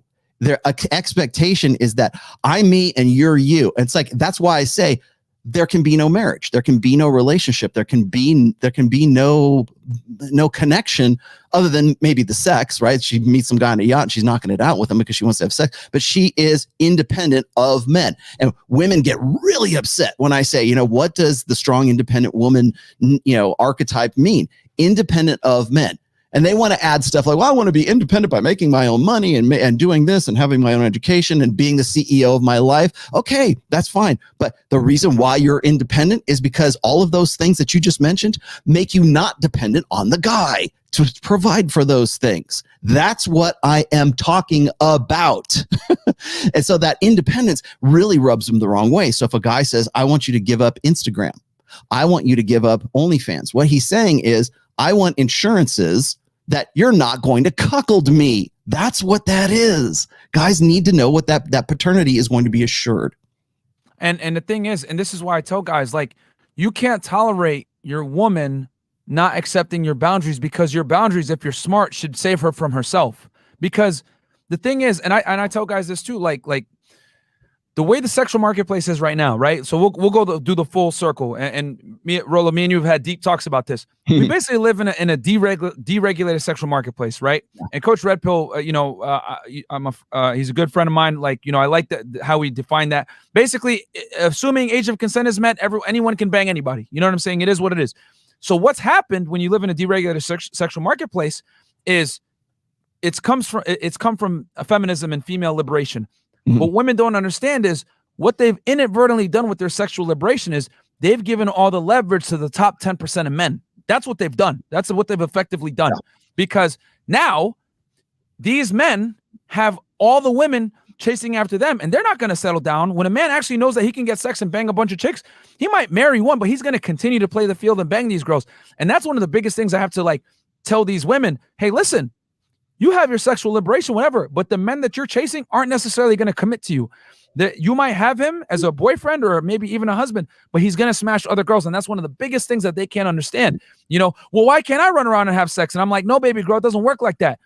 Men play the game on hard mode, which means we get hard mode benefits. That means we could be polygamous. You play the game on fucking easy mode. You don't get hard mode benefits. You got to get easy mode benefits, which means since it's easier for you to attract the opposite gender, your job is to find the best gender and settle on him because it's easy for you. Whereas for us, we have to work to get chicks, period. And it's amazing how when I say that, they're like, what are you talking about? And I'm like, what percentage of men do you think are actually out here getting chicks? And it's every single time, Rollo, you've been on the panels, 80%, 90%, 70%, 50% are sexually active. And I'm like, no, it's more like 10 to 20% are banging all the chicks. And then they kind of pause there for a second and they're like, no way. And then they think about it and they're like, wait, maybe that is right. And then one girl like, okay, that makes sense. But it just goes to show how women don't live in reality. They really don't. Men have to live in a fact-based reality because for us to get laid, we have to know what the hell's going on. Any guy that's good with women understands the harsh numbers. If you close 10% of your leads, you're a fucking god. But you're going to get rejected 90% of the time. Anyone that's good with women knows these cold, hard facts about how to get girls. But women, they can kind of get the benefit of living in a Disney fairy tale. Like they could say, oh, I'll find a high value man that's going to marry me and take me seriously and he'll only be, loyal to me. The problem is that women don't find this stuff out until way later when they're calling in the Kevin Samuels show at 35 years old. So at least with men, we know that the wall is up front. We know it's right there and we got to climb that shit. For them, they smack dab into it later on in life, and they never see it coming. So a deregulated sexual marketplace, I'll say this, when feminism, female liberation, whatever, which we did the full podcast, where actually leads to women actually being less happy. So without going into that whole rant, I will say this: the liberation sets women up for long-term unhappiness, for sure. Right. You know what I'm saying? They think it's great, but it sets them up to fail in the future. Right. And I think that's funny, is because like a lot of women think that they can sustain that being essentially that single living lifestyle past 28, right? Past the wall, let's just say. Okay. Now, whatever that wall ends up being, because a lot of people think that I'm trying to be like vindictive or vengeful or whatever. Oh, haha, gotcha. You know, the wall's coming. It's going to smash you in the face. That's not what I'm saying.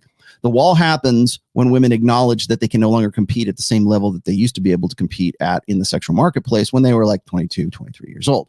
So a woman who's 33 understands on some level of consciousness that she cannot compete with her 23-year-old self. So let me clarify that right there. Now, more to your point here is that once women get past that stage, in a gynocentric social order, we have social conventions that convince women that they can still do it, that they can still make it work. That's how you get shows like Sex Life on Netflix. You get these. It's what, and I'm not claiming a responsibility for this, but this is a Dalrock word, which is divorce porn. Is divorce your man, the guy that you had to settle for when you were 29, and now that you're 30, 34, and you realize that he's really not as exciting as the fun guy that you had way back in your crazy college days, the alpha that you're widowed from, which is exactly what this show is about, is that alpha widow who comes sniffing around later on while she's got 2 kids. She does not look like she has had 2 children. I'm sorry, but let's just say for sake of argument, we're going to go with the fantasy here. The alpha male comes back into her life, and now she has a second shot at the one who got away. That is a prime female fantasy because of those social conventions that says it don't worry about it, girl. Your sexual agency, your sexual power, your value, your sexual market value is evergreen. It's imperishable. You won't have to worry about it. You can be 60 years old and you can still get this hot guy. It won't make any difference because beauty is just a social convention. If we can convince enough people that that's the truth, then you can feel good about yourself, even though your subconscious is saying, I am 33 and I can't compete with my 23-year-old self.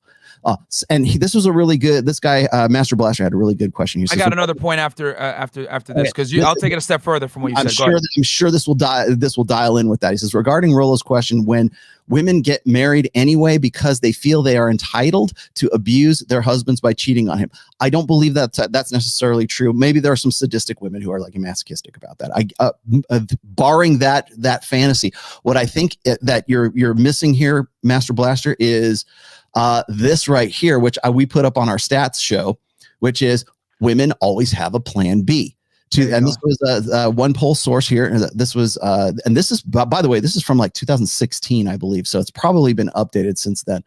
43% of women have a backup man if the current relationship ends. This is in the relationship. Okay. Yep. 8 out of 10 are in contact with that backup man, just like good old Sex Life, just like 365 DNI, just like what is it? 50 Shades of Grey. Okay. So 8 out of 10. Okay. I mean, that's like what, 80%. 15% said their feelings were stronger for the backup man. 50% said the partner was aware of the backup man, which, by the way, is also part of the plot in Sex Life on Netflix. 1 out of 5 admitted the backup man was a friend of their partner. And then finally, 1 out of 10 said the backup man had already confessed their undying love for her. Okay. So this is what I mean. It's not that women want to sort of, psychologically torture that guy because they got married to him and I'm going to go cheat on you. Like the sword of Damocles could drop on you at any moment, right? That's not it. What it is women wanting to balance hypergamy, the alpha seed side with the beta need side. The beta need side is already taken care of. She's got it either herself, through the state, through her education, through having the bag, through the guy that she married. Remember, security is not just financial. She's got the guy who's at home being watching the kids while she's at the club, while she's running her OnlyFans, while she's on Instagram, while she has never withdrawn her ability to advertise her sexuality, that she's already got all of that. So really what it is this balance saying, okay, I got this guy. He's the perfect dad. Now I want the perfect Chad. So that's really where, and does that torture the guy who actually is playing by the rules that he thinks she should be playing by too? Yes, because he has idealistically invested himself in that woman and believes that she should love him as much as he loves her, while she's still looking for the alpha widow that she's trying to get with. Sorry, continue. No, that's a fantastic point. And those stats, let's also keep this in mind. Women are notorious for underreporting when it comes to, sex and relationships and sexuality in general. They're notorious for underreporting what's really going on, because let's be honest, women know that if they tell the truth about their sexual, past, it's going to significantly reduce their ability to, gain respect in society, get a mate, whatever it is. So women always lie about their sexual past 9 out of 10 times. It is what it is. So those stats are probably significantly higher. And that was back from 2016. That's the first point. Then the second point was with you're saying that we have all these social conventions to make women feel that the wall is pushed back. I'll say that we have a bunch of social conventions in place to keep women from the truth, of their expiration date of everything, because we have so many things in place that incentivize women to be terrible wives and terrible girlfriends that I tell most women in the West are not worthy of a long-term relationship with you and or marriage. You should play the same game that women do. Like, have your fun, whatever it may be, gain a sexual experience. If you want to marry a girl, it is what it is, but you should only be doing it for the purpose of having a child, and do it in a way where you're protecting yourself, where she doesn't have any access to your assets or wealth, which is very difficult to do in the West, but it can be done depending on where you live, speaking with a family lawyer, whatever it is. So those are some general things. But not only do we have a bunch of social conventions that make women feel better about the wall, we also have a bunch of social conventions to keep women from understanding the realities of their bad decisions. If a woman is fat, oh, love your curves. If a woman is rude or bitchy, oh, it's okay, girl. They just can't handle you. You're too strong and independent. Yeah. If a woman is crass, obnoxious, whatever it is, unpleasant to be around, oh, you're just strong. Like, these men can't handle you. Small dick energy, blah, blah, blah. We have all these modern conventions to make women feel better about their bad decisions. If you're fat as a man, there ain't no plus size modeling for you. If you're fat as a man, we don't sit there and say, love your fucking curves. That's why I say all the time, men have to live in a fact-based reality. Women get the privilege of being in a Disney World saying like, oh, the right guy's going to come along. Just wait, girl, just wait. I use this example, like, that's bullshit. You can't tell men that, because women come on the show all the time and say, it's okay, you'll find a girl, blah, blah, blah. No, he can't. If you tell a lion, hey, listen, man, don't worry about it. The gazelle, he's going to show up. You're going to be able to eat. No big deal. Just wait. He's going to come along, right? Hell no. I got to tell the lion the truth. You got to be in the Sahara, hiding at night, stalking your prey for 24 hours, maybe. You need another guy with you to help stalk it, all this extra shit, and then you got to attack him while he's asleep. Unflattering, right? A lot of, this is why women hate games so much, because when you tell them what it takes to actually hunt them, they don't like it. They're like, what the? You got to do all this? You got to read a book? You got to go to the club and talk to 50 girls? You got to learn this routine? Blah, blah, blah. A gazelle doesn't want to know what it takes for you to hunt it, right? Same thing as the women. They're repulsed by it, because for them, they live life on easy mode. So for them, they're like, what do you mean? Is that hard? Because they live in a different reality. That's why I say all the time, women can't advise you on dating. They can't advise you on how to deal with problems, because they don't live in the same reality as us. And that's okay.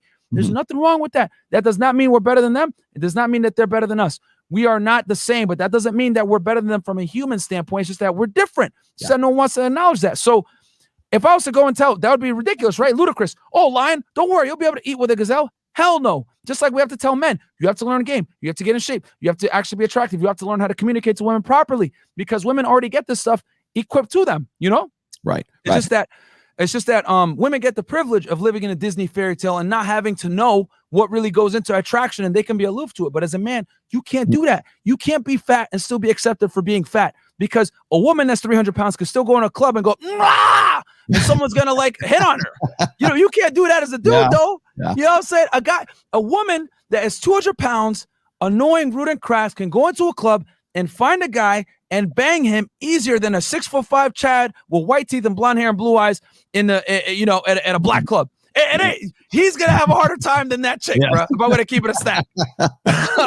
That's how easy women have it. So you're approaching this, like I said, and I 100% agree with you, because I've heard you say this before. But like, I think one thing you have to also remember is like, when a guy has to learn it. When a guy says, like when women come on your show, or like, I can't believe these guys have to actually read a book. They read the rational. Yeah, they're shocked. You have to read that.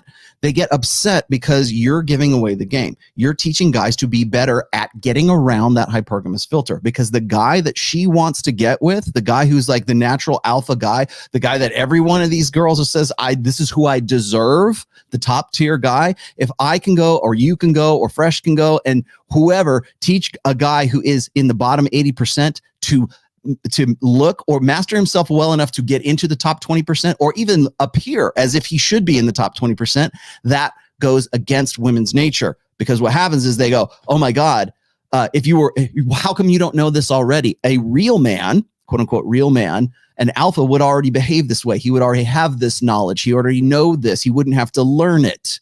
When in fact, of course, he did actually have to learn it. But the fact that this other guy had to be taught what that says to a woman's subconscious is that this guy is disingenuous. This guy is not authentic. He had to learn this stuff to make me feel like I would think of him as an alpha, because he's aping alpha behaviors. He's aping alpha looks. He's aping alpha, income, right?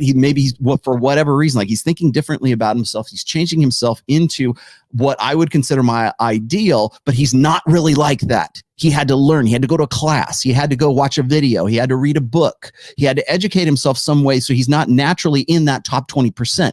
And what happens is when women have that, it rubs them the wrong way. They don't know why. In fact, like the women that come on there and they go, I can't believe guys actually have to learn this. Right? Yeah, of course they do. Even the guys that you want to bang, those guys, they had to learn it too. They just learned it sooner than the guys that we're teaching right now. But the reason it rubs them the wrong way is because it educates guys who they would not otherwise get with, but now they look attractive enough to maybe want to get with those guys. It's exactly what I was talking about when that marriage counselor lady in the very beginning of this video, when she's talking about, oh yeah, just talk things out and have good communication and do this and that. And it's this process of negotiation. The problem with that is it doesn't inspire a genuine desire. If you had to learn it, you're not the one for her. You just don't get it. You have to just get it. And so it doesn't have to be something like, oh, okay, honey, I'm going to read this and then I'm going to be your ideal man. No, because the process of you having to actually read that makes you not my ideal man. And the fact that you had to make those, you had to appeal to her reason, you had to communicate with her and do all this other stuff. It might make sense. It might make perfect rational sense, but to her emotional state, she's like creeped out by you. She doesn't know why she's creeped out by you, but she's creeped out by you because you might not be who you say you are. Exactly. And it's funny because if you were to flip it on the other side, let's say a husband sends his wife to wife school to learn how to cook or whatever. He ain't going to care. He ain't going to care that he sent her to learn how to cook or whatever. You know, like, because there's like schools out there that like teach women how to be more feminine and become better wives, because this is the crazy world that we live in now, where a lot of women aren't equipped with this, right? So if a man sends his girl there or whatever, it ain't gonna really change. Like he's like, oh, okay, well, she sucks at cooking. I'm gonna send her to cooking school, and he'll be okay with that. But a woman ain't gonna be okay with a guy not knowing. This is the importance of like why men have to be leaders, and you can't defer to a woman because they don't know what the fuck they want. Number one. And then number two, they're not equipped to handle your problems because they live in a different reality, as we were discussing. So they get the benefit of saying, oh yeah, a good guy's just going to come around. You can't act like that, because if I told a lion, hey, you're going to be able to find a gazelle, just be a really good lion, it's okay. You'll get it. You'll starve. You'll die. So yeah, man, women aren't equipped to handle masculine problems whatsoever.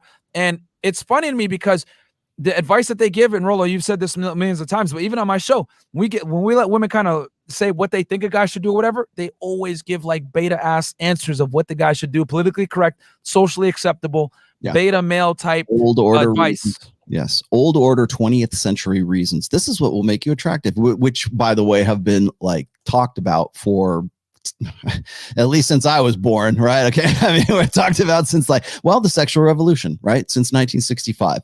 That's what and let me throw this out. Let me throw this one up here again really quick, because I thought this was really good. Let me put these girls back up here, because then they kind of give a counterbalance to this. So let me throw this on here. But I want to do what I want to do. Okay, you have something you want to add to that? Yeah. It's the opposite of me. Like, I don't mind when a man takes control or being super submissive to a man, especially. And I actually yeah, it's hot to me. Like, yeah, daddy, tell me what to do. I'm gonna listen. Like, you know what I mean? Especially if you're paying the bills, you take care of me, no doubt. I'm gonna like literally like be your assistant. Like, you know what I mean? That's the type of woman that I am. And yeah. So what you're telling me is that you want a guy to control you just because he's like supporting you, taking care of you. Not just because he's supporting me, because even if he wasn't supporting me, and let's say I was a millionaire, we had equal money. That's just the type of man that I like, because I'm a very alpha female all the way around outside in the world. So at home with the guy that I choose. I love that look where you're just like, oh man. Yeah. So you get the gist of it right there. Like, what I think is also interesting is that while on one hand you've got, remember what I talked about cognitive dissonance for women? And I've said this before, if the cognitive dissonance has to do with hypergamy or has to do with like optimizing her sexual strategy, women have no problem with cognitive dissonance whatsoever. So on one hand, you've got this is a perfect example of cognitive dissonance. You've got the one black chick who's like, they're talking about, I want to be the CEO of my own life. And she's coming down on the other girl saying, you're going to be submissive as long as as long as all your bills are paid and everything else. And she's like, speaking a different language to the other girl, because she can't imagine at 22, whatever she is, she can't imagine not being the CEO of her life, like saying like, okay, I'm going to think about this one guy. I'm going to be his, his support, whatever. And then of course she has to qualify it by saying, well, let's just say for sake of an argument that I've got lots of money and he's got lots of money. So like in a completely balanced, world, then I would want to be submissive, right? I would want to submit to a guy who of course would have to be like an alpha male in the first place. And so this was the second half of this, is that you've got the woman who doesn't trust men enough to ever allow any man to be the CEO of her life, right? Then you've got the girl who says, well, I want a guy who's going to be dominant, who's going to tell me what to do. Yes, daddy, blah, blah, blah. Right. So I think what you're looking at here is you're looking at sort of the dualistic nature of women's like mating strategy. So you've got the one girl who's got long-term security already set. So what's left for her? Alpha fucks. That's all that's left for her, right? The other girl is like, well, I still want to have a guy who's going to be dominant and tell me what to do and point me in the right direction kind of thing. And so she's going to take direction from that guy. So that's another aspect of women's nature. They're looking for a guy who is still dominant. Like, I think that one girl who wants to be the CEO of her life would definitely be submissive if she got with the guy who was like a freaking superhero. The guy would have to be so godlike in his value that she would go, okay, I'm going to delete my OnlyFans. I'm going to delete my Instagram. And I want to do it organically, genuinely, because I have such a desire for this guy. Maybe she just simply hasn't met that guy. But right now, because we live in a gynocentric social order, that woman exists. At the same time, the other woman exists because she wants the guy who's still dominant. So there's that innate evolved need for masculine male dominance. But also simultaneously, the cognitive dissonance here is the girl who wants to be the CEO of her life. And I don't trust guys to give me long-term security. So I have to provide it for myself. But I still really, really, really want a guy to be able to do that. But I don't think that I'm ever going to be able to do that. So I'm going to have to be independent and be the CEO of my life. The other girl still wants to be the CEO of her life, but she still feels this conflict because she wants a guy who is so dominant that she wants to feel that way towards that guy because he is so dominant. And that, I think, is rooted in women's nature, the innate evolved nature of women. Yeah. Well, to give a little bit of context for you guys, the girl on the left, I think she was like 22, 23. I think she comes from money, man. I think she has some royalty in Namibia, whatever. I think her family is like royalty over there. And then the girl in the middle, Blue Jazz, she's a little bit more realistic because she's 29. And she's danced before. She's always had like kind of like rich dudes that she's dealt with that like have paid her money. Phase, the party's going to close pretty soon. Exactly. So she knows that she doesn't have the same like value as she did like 10 years prior. And also like she's always dealt with like dudes that had money. And she mentioned during the interview that even when she was like 13 years old, dudes were starting to give her money and her things or whatever. So she knew from the beginning that she could leverage her looks to get things from men. So she was already like in a predatory mindset with men from her adolescence. So and a lot of attractive girls like get used to that from a young age. So she knows that the party's going to close down soon, so that she's got to submit. But the thing is that these women are naturally already masculine. You know what I mean? Like Blue Jazz is ratchet as fuck. I had to like I figured that. Check her plenty of times on the phone. If you guys check out Fresh's vlog channel, for some of you guys that don't know, because I had a lot of haters. Oh, Myron, do you actually punish bad behavior? You told her you were going to bring her on a show, and then you brought her on a show, blah, blah, blah. all right, for all you motherfuckers, go ahead and check out Walt's YouTube channel, Fresh Prince CEO. Watch the last one we did. I was on the phone with her and I told her, yo, listen, if you want to come on, you got to pay your own dime. And I was like, just went very honestly with her about how she messed up, whatever it is. And I could tell it was like the first time that someone's like held her accountable, because it was like I was speaking in Chinese to her. But the point is that with really ratchet women like that, you have to be even more masculine to compensate to counteract that ratchetness, you know? And this is why so many men don't like ratchet women. The reason why so many men don't like ratchet women is because they know deep down on the subconscious level, I'm going to have to escalate my masculinity to a level that's damn near punching this chick in the face to get her to comply. And a lot of guys don't want to do that. So what are they going to do? They're going to want naturally feminine and submissive women, which I think is okay. It's hilarious to me when women say, you just can't handle me. No, we don't want to handle you because we got to damn near punch you in the face to get you to comply with something. And the other thing too is that women think it's okay to be masculine and to be extremely rude and crass. Like I've had women on this show literally attack me. It's hilarious. Like what the hell? But it's like, you know, if I was to give them that equality they want, you know what I'm saying? It would be a different podcast, right? Yes. but the thing is that the crazy thing is this, and I talked about this on Mike Rashid's show, because people said, because a lot of guys were saying like, well, you know, you need to be masculine to the point where her femininity is going to come out. Okay, I understand that to a degree. But to me, that's an asinine concept, and I'm going to explain why. Let's say I walked around with heels and a dress and I wore lipstick all the time, right? Then if I go ahead and tell women, hey, listen, I'm only masculine when I find a feminine woman. That would be like, what? Like, are you crazy? Like, nah, I'm put off by this, right? It would totally be socially acceptable for them to not be turned on by me if I walked around with lipstick, heels, and a dress on all the time, and I said, oh, I'm only attracted to my masculinity only comes out when I meet a feminine woman. That's crazy, right? That's exactly what's going on with women. They're out here acting like dudes, and then they want you to turn up your masculinity to calm that. That sounds ridiculous when you put on the other end, but that's what I'm saying. We live in a clown world where women are almost never held accountable for their poor decisions, ever. Yeah. You want to act like a dude, whatever it is. You want to hit motherfuckers. You want to like assault people on their own property, whatever, and no one checks them on it. This is what's going on. But I'm telling you, the female feminism, liberation, etc., it's set up for women to fail long term because it incentivizes men to not give them security anymore. And that's what they look for. No matter how much money a woman makes, how successful she is, she still is hardwired to look for security. That's why women that are career women that make a lot of money, that are successful, they're not happy. They're the least happy demographic of female or of human beings. So, but that's how crazy it sounds when they say, oh, I need the right guy, then I'll be feminine. Okay, yeah, let me just wear lipstick. You got to bring it out in me. Like you owe it to them to bring out their femininity. And it's like craziness. I ran into this now when I'm not going to name names, but I ran into this with a young woman who was associated with Robert Kiyosaki. Okay. And she was saying like this conversation that you and I are having right now, it was very similar to that. Like she's saying, what do I have to do to get with a high value guy? Like she even mentioned she even said high value guy. I was like, oh, okay. And she's alpha female, right? All these women want to be considered alpha female. And you know what I'm going to say about alpha females? There's no such thing as an alpha female. There's only alpha males with vaginas. That's it. Agreed. It's because they use a male context to describe their personality, right?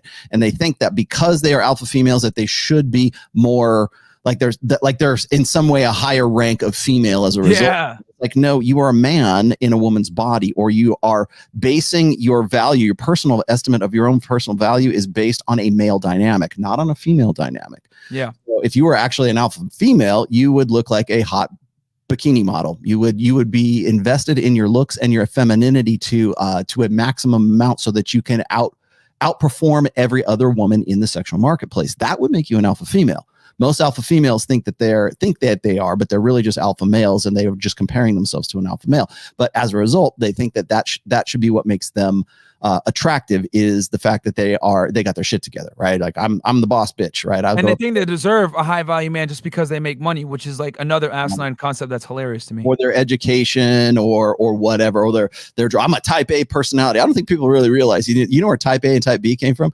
Type A personality meant that the guy was more likely to go into cardiac arrest. It's actually a cardiological Oh, I didn't know that. Okay. Cardiological term. It's like you're actually probably going to have a heart attack because you have hypertension and you're stressed out. So don't think that that's like a compliment, people. and I'll take it a step further, Rollo. this was controversial. A lot of women fought me on this, but I said a high value woman does not exist by herself. And what I said was, because so many women, I'm a high value woman, I deserve a high value man, blah, blah, all this other stupid stuff. And I'm like, no. A high value woman does not exist, because here's the thing. Shout out to Patrice O'Neill. He talked about this. A king can marry a peasant female and turn her into a queen. But a queen, not only, if she marries a peasant dude, he's not going to become a king. As a matter of fact, a queen isn't even going to look a peasant man's way. There's a reason why a woman is chasing a man's last name and not the other way around. Men lead, women follow. So by default, a woman's value is determined by the caliber of man that she can attract and retain in a long-term relationship. A woman doesn't win until she has a man of values, last name, ring, and commitment that she loves, respects, and admires. That is when a woman wins. It's just that we don't like having losers and winners in today's society.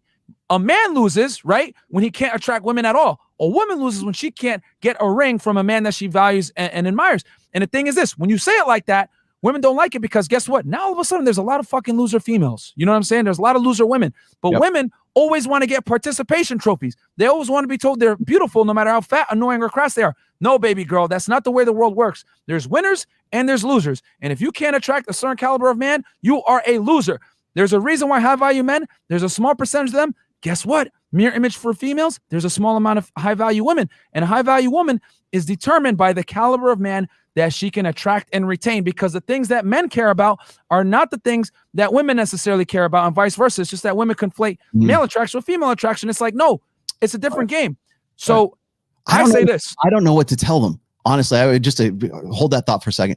Remember I was telling you about the girl who was associated with my Robert Kiyosaki. I didn't know what to tell her. Like, she's like, what do I have to do? Because I don't want to lower myself like that girl. It's like the princess girl, right? The 22-year-old black girl on this show. To be the CEO of her life, right? What do you tell her? The reason why you can't find high value guys is because you can't be feminine. Well, how do I be more feminine? Well, to be like, if you tell them like what I would say is like, well, you need to like, kind of bust yourself down, find some humility, become more feminine, be more, I don't know, agreeable or whatever it is. I simply tell them like, but you can't tell them that because they have developed a personality over the course of a lifetime that has said, be an alpha female. I say this. I keep it simple, because if you try to give them, be more feminine, whatever, it's like you're speaking Chinese to them. So I say the metric of success is this. Are you married to a man that you love, admire, and respect, and you want to have his last name? If the answer is no, you lost. You lost. It's just that we live in a world now where no one wants to be called a loser. It's okay to call a man a loser, but it is not okay to call a woman a loser. And my thing is this. Y'all fought for equality. Now you guys got to take L's and W's just like the rest of us. If you don't have a ring, you are a loser as a woman, and you are not high value unless a high value man blesses you and turns you into a high value woman. Because a woman's value, no matter how much they want to fight for it, your value as a female is determined by what caliber of man can you attract, and most importantly, retain to put a ring on it. If you don't have a ring, you fucking lost. I love it when these women try to say, oh, I've been proposed to 5 times. Oh, I dated this person before. Oh, I got these guys in my DMs. No, you play the game on easy mode, which means that your modes, your victory, your parameters of success are different. A man wins when he's able to attract a bunch of hot girls and have sex with them. Someone like Trey Songz, Dan Blazarian, whatever, those guys won because they have their pick of the litter in the sexual marketplace, which only a small percentage of men can do. A woman wins when she gets a high value man to lock her down, something that a small percentage of women can actually do.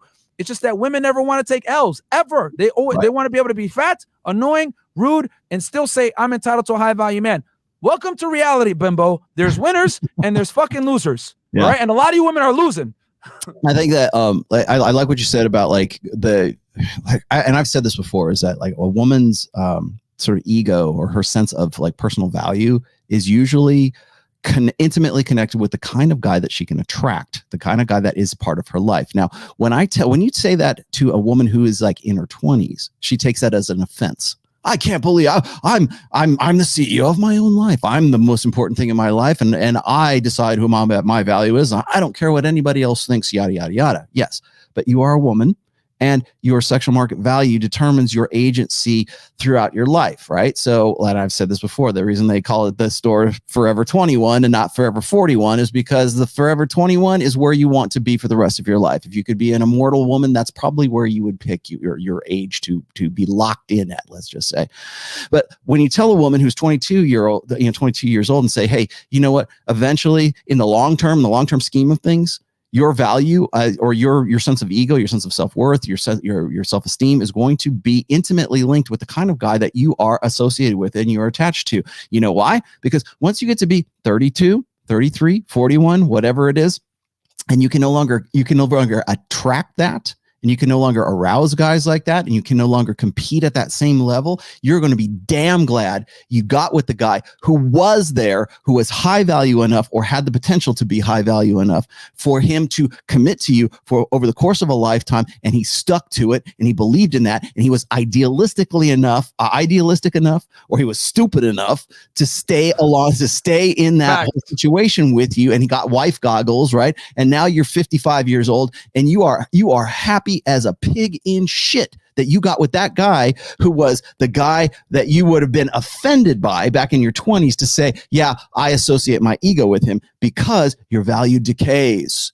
It goes from 22 and it kind of comes down onto that little that declination right there. And it's not that, oh, well, men are going to be more valuable than you for forever. No, men have their own declination too, but it's a much more graduated curve than yours is, and their potential is greater than yours. So when you get with a guy who had potential, who was good looking, who's the complete package, you will be thanking your lucky stars when you get to be 45, 50 years old. When you hit menopause, you're going to be ecstatic that you got with the guy who is still in love with you, who still wants to be with you, and still tolerates your bullshit after all of those years, because he was high value enough to stick to his guns and to actually, play by the rules that you wanted him to play by. Meanwhile, while you're in your 30s, you're playing Eat, Pray, Love. You're thinking, oh, well, I'm going to go. Stella got her groove back. Let's go to Jamaica and find some hot dude so I can bang. Or let's be a cougar, right? Let's all the divorce porn narrative, everything else that you think you're going to get out of this boring relationship with Mr. Boring and go back to the guy who's your alpha widow, just like in this series. That right there, everything is aligned against that woman to believe that her sexuality is evergreen, and it is not. In the extreme statistical, that maybe one anecdotal, you can find some chick who still looks like a centerfold at 50 years old. Maybe you can find one in a million. Okay. And that's the one the apex fallacy. That's the one you'll end up focusing on. But what happens is, like, the women that come on your show, and maybe you want to bring this up at some point, like, say, first off, where did you come up with this idea? Like, how did you come to these ideas? Because every girl that comes through there repeats the same thing, same language, same mistakes, same predictability all the time. You ask them, like, where did you get this? And then the second of all is, you're not seeing the forest for the trees, right? Right now, you're just seeing hot guy. I want the hottest. I got to have the hottest guy. It's one dick after the next, rather than the fact that after 28, you have a whole lot longer to live, and you're going to be focused primarily on long-term security. That's why the girl that was there, it wants a dominant male at 29, and the girl who's 22 doesn't care about that, and she wants to be the CEO of her life. Yeah, man. I mean, no matter, it's funny too, because we have girls come on the show and they're like, well, I just want to be free. I just want my freedom, whatever it is. Like, they'll cap a little bit about, like, oh yeah, I could be single, whatever. They never want to be single long-term. You know what I mean? Like, women are not designed to ride the CC for a long period of time. Some women have longer tolerances for it. One girl maybe be able to go a year, another one maybe 2 years, maybe one go 5 or 10 years. But at some point, they always fold and say, I need a boyfriend, because it is not in their nature to run around and smash a bunch of dudes. They could try it, right? But it ends up messing them up. And we have the statistical data to show it with, antidepressant medication usage going up, women just reporting lower levels of being happy and fulfilled in general. Like, women are just not designed to be promiscuous long term. If they're promiscuous short term, it still fucks them up. But long term, hell no. Do you think that, and maybe you know this better than I do because you have these girls coming through there all the time. Do you think that a girl who is, say, 33 would be more amenable to deleting her OnlyFans or her Instagram or whatever else than a girl who is like 23? Yes. And the reason why the 33-year-old is because she has less, And I tell, because we bring a lot of attractive women on the show, and we've actually kept some girls from breaking up with their boyfriends, telling them the grass isn't greener on the other side. You thank that man. You know, we had one girl come on the show. She literally, you guys, I can't make this shit up. And I'll answer the question full circle in a second about 33 verse 23. But we had a woman on the show. She came on. She's 27, but when she was younger, she was dating a guy, a man that made quite a bit of money, but he was frugal with his money, right? But she's a singer. He used to spend money on her studio time, her music videos, etc. He invested in her dream of being a musician, but he didn't spend money on buying her bags or nails or any of this extra stuff. And she complained about that on the show, and I had to like use the little, DJ Scratch, like, wait, hold on 1 second. This man invested in your future and your business and your career and tried to make your dream come true. And you're sitting here complaining to me because he didn't want to give you $100 to get your nails done. Yeah. And I was like, yo, you're a spoiled fucking brat. And I told her that right to her face. If you guys want to check it out, that you guys messed that one. But, but yeah, it's just crazy that, that she wasn't appreciative of that. And it woke a lot of other girls up in the room, and they're like, damn, like, holy shit. And I was like, maybe I don't have it so bad with my guy, or maybe I should be more appreciative of what my boyfriend does for me. So we've been able to keep some girls with their boyfriend because they're complaining thinking the grass is green on the other side. Now, to go back what you were saying, like a girl that's 33 versus a girl that's 23 giving up her OnlyFans, the older girl has to do it because she has less negotiating power. I always say it like when the young girls come in, I tell them, find a guy now while you're still young and beautiful, because as you get older, your leverage and your negotiating power to get the high status man that you fucking want is going to quickly dwindle, because especially here in Miami, there's a new hot girl flying in every goddamn day that's turning 18, 19, 20, 21, 22. You ain't going to be able to compete. And they're like, oh man, you're right. And I'm like, yeah, like you lose leverage as a woman the older you get, period. You know what I'm saying? Especially with these higher status guys that just want young, attractive girls. You know what I'm saying? Future still running around here banging 18-year-olds. I know it. So it's like, you want these types of dudes. It is what it is. So I think older women, and I've asked it too, like when I ask like about, hey, are you willing to give up your Instagram or whatever? Typically it's the older women that when I break it down for them, they're a little bit more like, you know what, maybe I will. Maybe I will. But the younger ones, it's either like a hell yes or a hell no. But most of the time it's a hell no, especially if she's hot and she's on OnlyFans or she makes money, or a lot of her connections come through Instagram. Yeah. And then it seems like their source of ego validation comes from that too. So it's like, you have to remember that not only is it a form of advertising, like sexual advertising, Instagram, everything else, not only is it a form of sexual advertising, it's also perpetuating the idea that first of all, their sexuality is going to be evergreen. The party's never going to end. I would make, if I had to make a prediction, my prediction would be this, is that Instagram, social media, and maybe there will be something in the future that it will actually even exacerbate this that much more. But I think that right now, the average age of first marriage for men and women is, in the United States anyways, for men is just right about 30. It's like 29.7. For women, it's 28.9 or 28.8, something like that. So but about 29 and 30 for them. If we keep by 2030, I think you will see that extend out into the early 30s for men and women. And it will be as a result, not because guys don't have their shit together. Of course, that's what we want to say. Oh, they're just being irresponsible. They're trying to prolong their adolescence. No, it's women who are trying to prolong their sexually marketable years. That's why. It's not about like guys not having their shit together or saving to buy a house or to become a better husband or like guys, most guys, especially younger guys, they would love to marry a hot piece of ass. They're like, yeah, let's do it now, because that's what the younger guy is. He tends to be more idealistic. It's when a guy gets a little older, he gets burned, he goes through a divorce, or maybe he reads The Rational Male, or maybe becomes red pill aware, whatever it is, he becomes educated, and he's not the dumbass that women need him to be when he's 30 some odd years old, when she's at that epiphany phase where she needs to settle down before the lights come on at the club, and she's got to walk out with whoever's available at that time.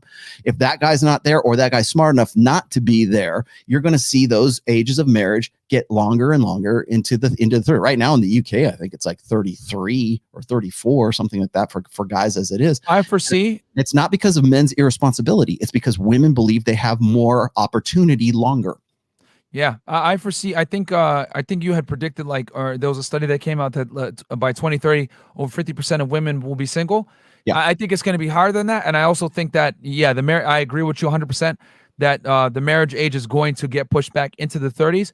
And the other thing too is that even guys that aren't necessarily RP aware still understand that marriage is a very dangerous concept for modern day men. You know what I'm saying? With modern day women. So even guys that are blue pill know that marriage is like kind of off the table for the most part. Right. So and also on top of that, Why are you going to marry a woman when you can just bang her? Like the women have lowered their own value because men don't necessarily have to get married anymore. Yeah, and they want it that way. They want, because they've already taken care. Remember, alpha fucks beta bucks. If you've already taken care of the beta bucks, the beta seed side, this long, which is essentially equatable with long-term security, the good dad side. If you've already taken care of that through either the state or through your own education or through your own business or through even just the perception that it's going to be okay for you. Eventually you'll find the right guy and he'll invest in you. Even that perception already accounts for that side of women's mating strategy. So what's left? I got another prediction. Women are going to out-earn men in the next 10 years too. It's all going to compound upon itself. Yeah. So in a way, we're almost there. Yeah. The marriage rates are going to continue to decline, right? Divorce rates are going to stay fairly high, but the marriage rates are going to continue to decline. Women are going to get married later on in life. More men are going to understand, even if the RP is slowly becoming more and more popular. You know what I'm saying? We talked about how Tim Cass and Crowder, a bunch of people talked about it. Next. Yeah. Okay. Keep going. You know, they've been talking about RP truths. And on top of that, women are earning more money than men in a lot of major cities. As a matter of fact, that's why I always laugh when these women say, oh, there's a wage gap, blah, blah, blah. No, there ain't no wage gap, bro. As a matter of fact, they tried to find a wage gap at Google and they found out the women actually make 8% more money than the men. If anything, we've overcorrected to the point where women that are less qualified than men get the job over men. So what's going to happen? Another 10, 15 years of this wokeness, there's going to be more women in the workplace than men. They're going to earn more money than men. And it's already happening. There's already been several articles that have hit, I think, the New York Times and the Washington Post, where women literally said that men are economically unattractive. It's only going to get worse from here. And on top of that, 60% of college attendees are women, not men. So women are 100%. I foresee in the next 10 years, women are going to out-earn men on a balance of probabilities in almost every major field outside of dangerous jobs and physical labor. But they are going to out-earn. An average woman is going to make more than an average man very soon. I guarantee it. Especially since less of them are going to have kids. Sorry, go ahead. Remember when I said that that red pill awareness is going to become unignorable? It's we're already seeing this kind of happen on the fringes right now. Like we talk about Tim Pool, I think these guys start talking about red pill topics, but they don't realize that they are, because it becomes so unignorable. Like the wage gap, all this. That's a good point. Everything else. Mike, when you went on with Mike Rashid, Mike, it's like my point of doing that breakdown video of Mike Rashid was not to put him on blast. It was, this is what you're talking about, and this is why this, like, you want to know why people in your commentary or people on your show, why Myron and Fresh go on your show and they're like enlightening you to statistics and all this stuff. It's not because they're trying to be dicks or anything like that. It's just, it's become unignorable. In fact, if you hadn't gone on there, he still would be talking about it. It would be somebody else would have said something, or somebody in the comments would have said something, because it's become so unignorable at this stage that people start putting it into their regular content, whether it's Ladder with Crowder, or it's Tim Pool, or it's Dave Rubin, or what. I mean, I've been doing this for almost 20 years, but like when I see this in like what passes for the mainstream online, I kind of got to jump up and take notice, right? I kind of got to go, okay, yeah, you're talking about this. And for the most part, people still are, for lack of a better term, they're purple pill. They want to force fit these red pill truths into their blue pill hopes, because again, guys tend to be the idealists, and they go, well, yeah, this might be true, and all this red pill stuff sounds like anger, and it sounds like it's really gloom and doom. But if we can just cram it into my blue pill hopes and expectations, everything might work out, and this will make some great material for Tim Pool and a great material for Louder with Crowder and Mike Rashid, right? And it does. But then that sort of creates this germ of an idea where they have to sort of figure this out. Now, that's why I wanted to talk about this last thing here, which was there was an article written in Quillette, and whatever you think of Quillette, I don't care. It's a guy's name is Colin Wright. The guy, was it Colin Wright? Or no, it's Vincent Haranam is the guy's name. I'll put the link in the description here. But and I'm not going to read the whole damn thing, but I thought this was interesting because it's sort of along those same lines, where it's becoming so unignorable that it becomes content, and people go, well, we need to talk about this. And again, talk about a guy trying to force fit all of this stuff into, the red pill truth into his blue pill paradigm. That's where you get the purple pill from. So this is what he said. I'm just going to read the first part here. Is like, he says, dating and the process of mate selection have changed. Obviously, you and I and everybody else we know has been talking about this forever. The rise of hookup culture, which I don't think is necessarily hookup culture that he's thinking of right now. Proliferation of dating apps and ever increasing age of first marriage are evidence of this. The current situation can be summarized in 4 parameters, and this is where I wanted to get your input from. He says these 4 parameters. The first one is increasing female achievement. Okay, so that's like money, business, degrees, whatever, college enrollment, whatever you want to call it. Okay. Number 2, growing variability in male status and competence. Okay. Number 3, an evolutionary desire among females to marry up. Okay. This is where he drops the narrative. And then 4, the globalization of the sexual marketplace and the resultant collapse of local status hierarchies. Does that sound to you like the local sexual marketplace versus the global sexual marketplace that we've been talking about for at least 5 or 6 years now? I can go all the way back to 2016 at least to show you where I talked about the global versus the local sexual marketplace. And now they're finally coming around. Now he gets into like chads versus dads and hypergamy. Now this is where he drops the ball. He says hypergamy is an evolved sexual strategy where individuals mate with and marry those most capable of providing long-term security. Wrong. Only women are hypergamous. Everyone makes comparisons. Everybody, like guys, would very much love to date a 10 and bang a 10, but they're more than happy to bang a 5 if it's 2 a.m. and I was drunk, he was cute, and one thing led to another. Okay, men do not have an attraction floor. Women do have an attraction floor. He's basing it thinking that guys are actually like banging chicks consistently, like all guys are doing it. That's his problem. Right. And as long as we stay stuck in the idea that hypergamy is like, oh, well, guys could be hypergamous too. No, they can't. And it's also not just about marrying socioeconomically. Okay. You can stick to that definition all you want to, the 1950s definition of, what they were doing the study in India about how women tend to marry up socioeconomically through the caste system. Okay. No, that's not what hypergamy means anymore. It's changed. I changed it. Jordan Peterson changed it. David Buss changed it. A lot of people have already changed this. It's not just the long term. It's also the short term.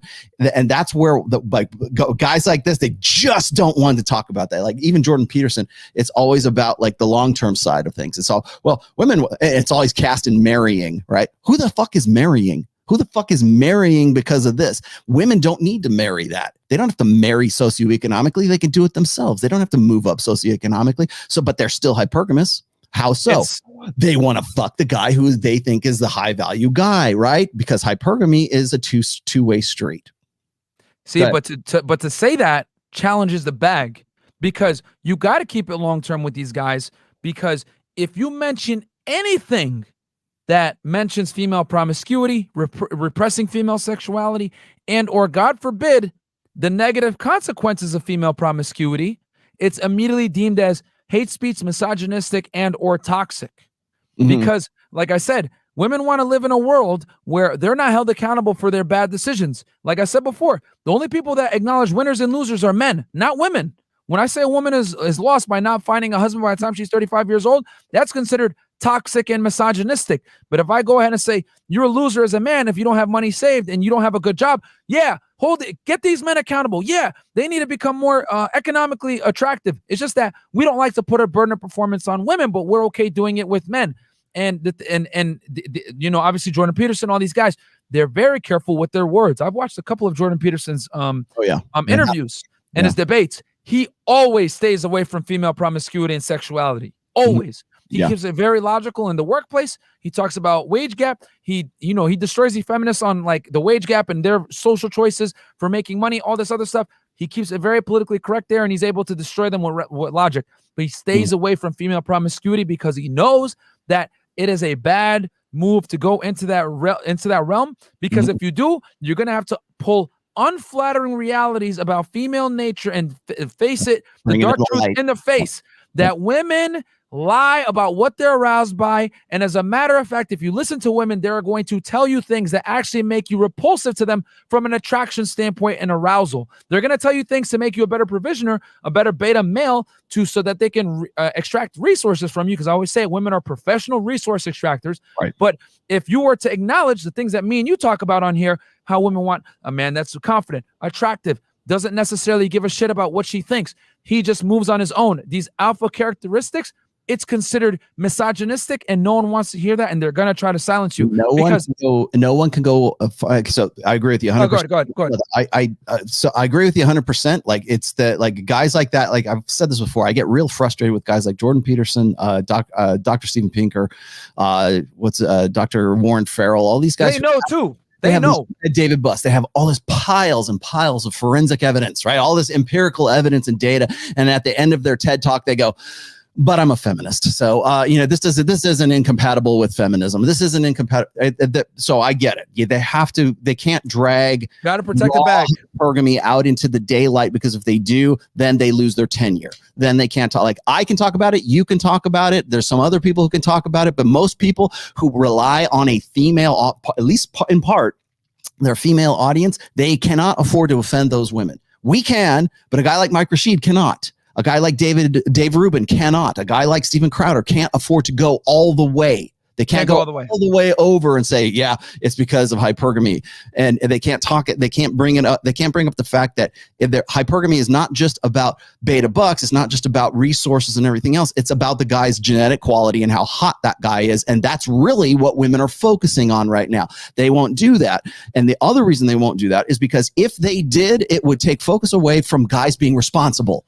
And they think that's the old order, 20th century way, Oprah, Dr. Phil way of thinking about how to solve the problem. The only way to solve the problem is to heap more responsibility on those guys so that they can man up and be good husbands and be ready for marriage and be good dads and be more responsible. And yeah, that's important, but it's only important if we can look at the whole freaking enchilada. And part of that enchilada is that women want to bang the guys who they want to bang the 9s and 10s. They want to get the guys who are at the top of that heap. And all the money in the world, money doesn't cure beta. Money does not cure blue pill. Money and status and all that other stuff. It doesn't matter if you're the CEO of the company. If you're a chump, you're a chump when you go home and you're still sucking up to that woman. It's even in this freaking show. The guy, Cooper, is a good guy. He's a great dude. He's trying. He knows his responsibility as a husband is to like make her feel special and to keep it fresh and to date night and, and like they're going to sex parties so he can spice things up a little bit and all this other crap. And it's like, he's trying to negotiate genuine desire. She just simply doesn't have for him because he's blue pill. And it doesn't matter how much money he has. Doesn't matter how much status he has. He's not the alpha guy that she wanted to fuck back in the foam cannon party in Cancun. That guy's now back in the picture and she wants to bang him. I'm going to show you the end scene of the last episode here, and you'll see exactly what I'm talking about here in a second. But that's the fantasy, and it's a fantasy because hypergamy has two sides. It's dualistic. It's not just about being a good guy and marrying up. Bullshit. It's also about the guy that she wants to fuck. They're never going to do it though, man. That hurts the bag. Like, they once you get into female sexuality, it causes problems. You know who will? Netflix will. 50 Shades of Grey will. Twilight will. 365 DNI will. But they're going to have it. But Rollo, they're going to have it under the veil of entertainment. Yeah. See the difference? That's how they get away with it. Like when you put it in a factual thing, like me and you were talking, have a discussion about it where it's like, hey, there's consequence to this. No. We don't want to see that. But you go into a fucking Barnes and Noble, all the books that sell the best to women, romantic nonfiction movies where the nonfiction books where the main individual that's involved in the romance is a tall, good-looking Chad that's in shape. He hits those attraction triggers and he's dominant with the women. You know what I'm saying? But that's okay when it comes to entertainment to expose these raw female animalistic attraction triggers that put them in an unflattering light. But when you actually say it out loud and on a platform like YouTube and you give the unflattering realities about how women really may select, this is toxically masculine, this is misogynistic, back away. And it hurts the bag because women are 80% of the consumer base. I'll say this real quick before we show this clip. We live in a world now where it is so gynocentric, as you say, that a company like Gillette that their main consumer base is male, they're willing to insult them for the chance to get the female purchase. Right. That is how crazy of a world we live in, where we have a masculine business attacking their own target audience. If that does not show that no one respects masculinity in men in 2021 in the West, I don't know what else proves it. And they lost a bunch of money. Thank God doing that stupidity. But I guarantee you, if they didn't lose money, or even if they lost a little bit or broke even, other companies would have followed suit and continued to insult men, bro. Well, you remember, and I think this was back in, it was right around Super Bowl season, and that one Super Bowl commercial that they were doing for the new Alexa, whatever it is. Oh yeah, with Michael B. Jordan. Actor. Yes, Michael B. Jordan was in that, and it had this, and you know what's funny? That commercial is exactly the same template as Sex and Life. That is exactly the same. There's the beta husband who's just kind of confused and wondering what's going on and trying, hey, wait, who are you talking to? And the Alexa response or whatever turns into Michael B. Jordan, who's the sexy guy, and he's out there chopping wood, and he's like out in the rain and shirtless and everything else, and she's just like, and what that is that's the fantasy of having it both ways with two different guys. The guy who is the good, who's a good wife, and the guy that she really wants to bang, which is Michael B. Jordan in this case, right? And that's who she's interacting with. And the guy's just like there as some dumb, ridiculous, like Homer Simpson, Dr. Huxtable, kind of like, oh no, what's going on in here? Like he's incompetent and foolish. Whereas the guy that she has a fantasy about, who may or may not actually be real, is still the alpha fucks guy, the guy that she really wants to nail. And in this case, it's Michael B. Jordan. Who's going to argue with that, right? So it's the same template in this case, about a minute long commercial, because it was a Super Bowl commercial. It's exactly the same template as 365 DNI, same template as Twilight, same template as, because in Twilight, what happened? You got Edward and you got, was it Jacob, the werewolf, vampire or werewolf? Which one do you want? The sexy werewolf who's going to really rock your world, or the good, dependable, loyal, good dad vampire who's still superpowered, but he's not as hot as Jacob, right? Same thing, same dynamic, same thing with the 50 Shades of Grey, same thing with this right here. Now fuck me. You like that? That's the last that last scene of the last episode of the season 1 of this show. Like, now imagine I'm going to go out on a limb here. But I think that if they could have done something similar to this at the end of that Michael B. Jordan commercial, they would have done exactly the same thing to end that commercial. I'm telling you, man, like the reason why, relationships and everything lasted back in the day was because there were serious negative consequences to women being hoes. Like there was the letter, man. The Scarlet Letter, getting stoned, both on the male and female side, getting stoned, if you committed adultery. There were so many things that were put in place to protect women from doing this stupidity, but those conventions are done. As a matter of fact, I would say society nowadays incentivizes women to be promiscuous, to date a lot of guys, to have a high notch count, and think that, listen, at the end of all of that, there's still going to be a high status guy that's going to accept you for the way that you are. And the thing is this.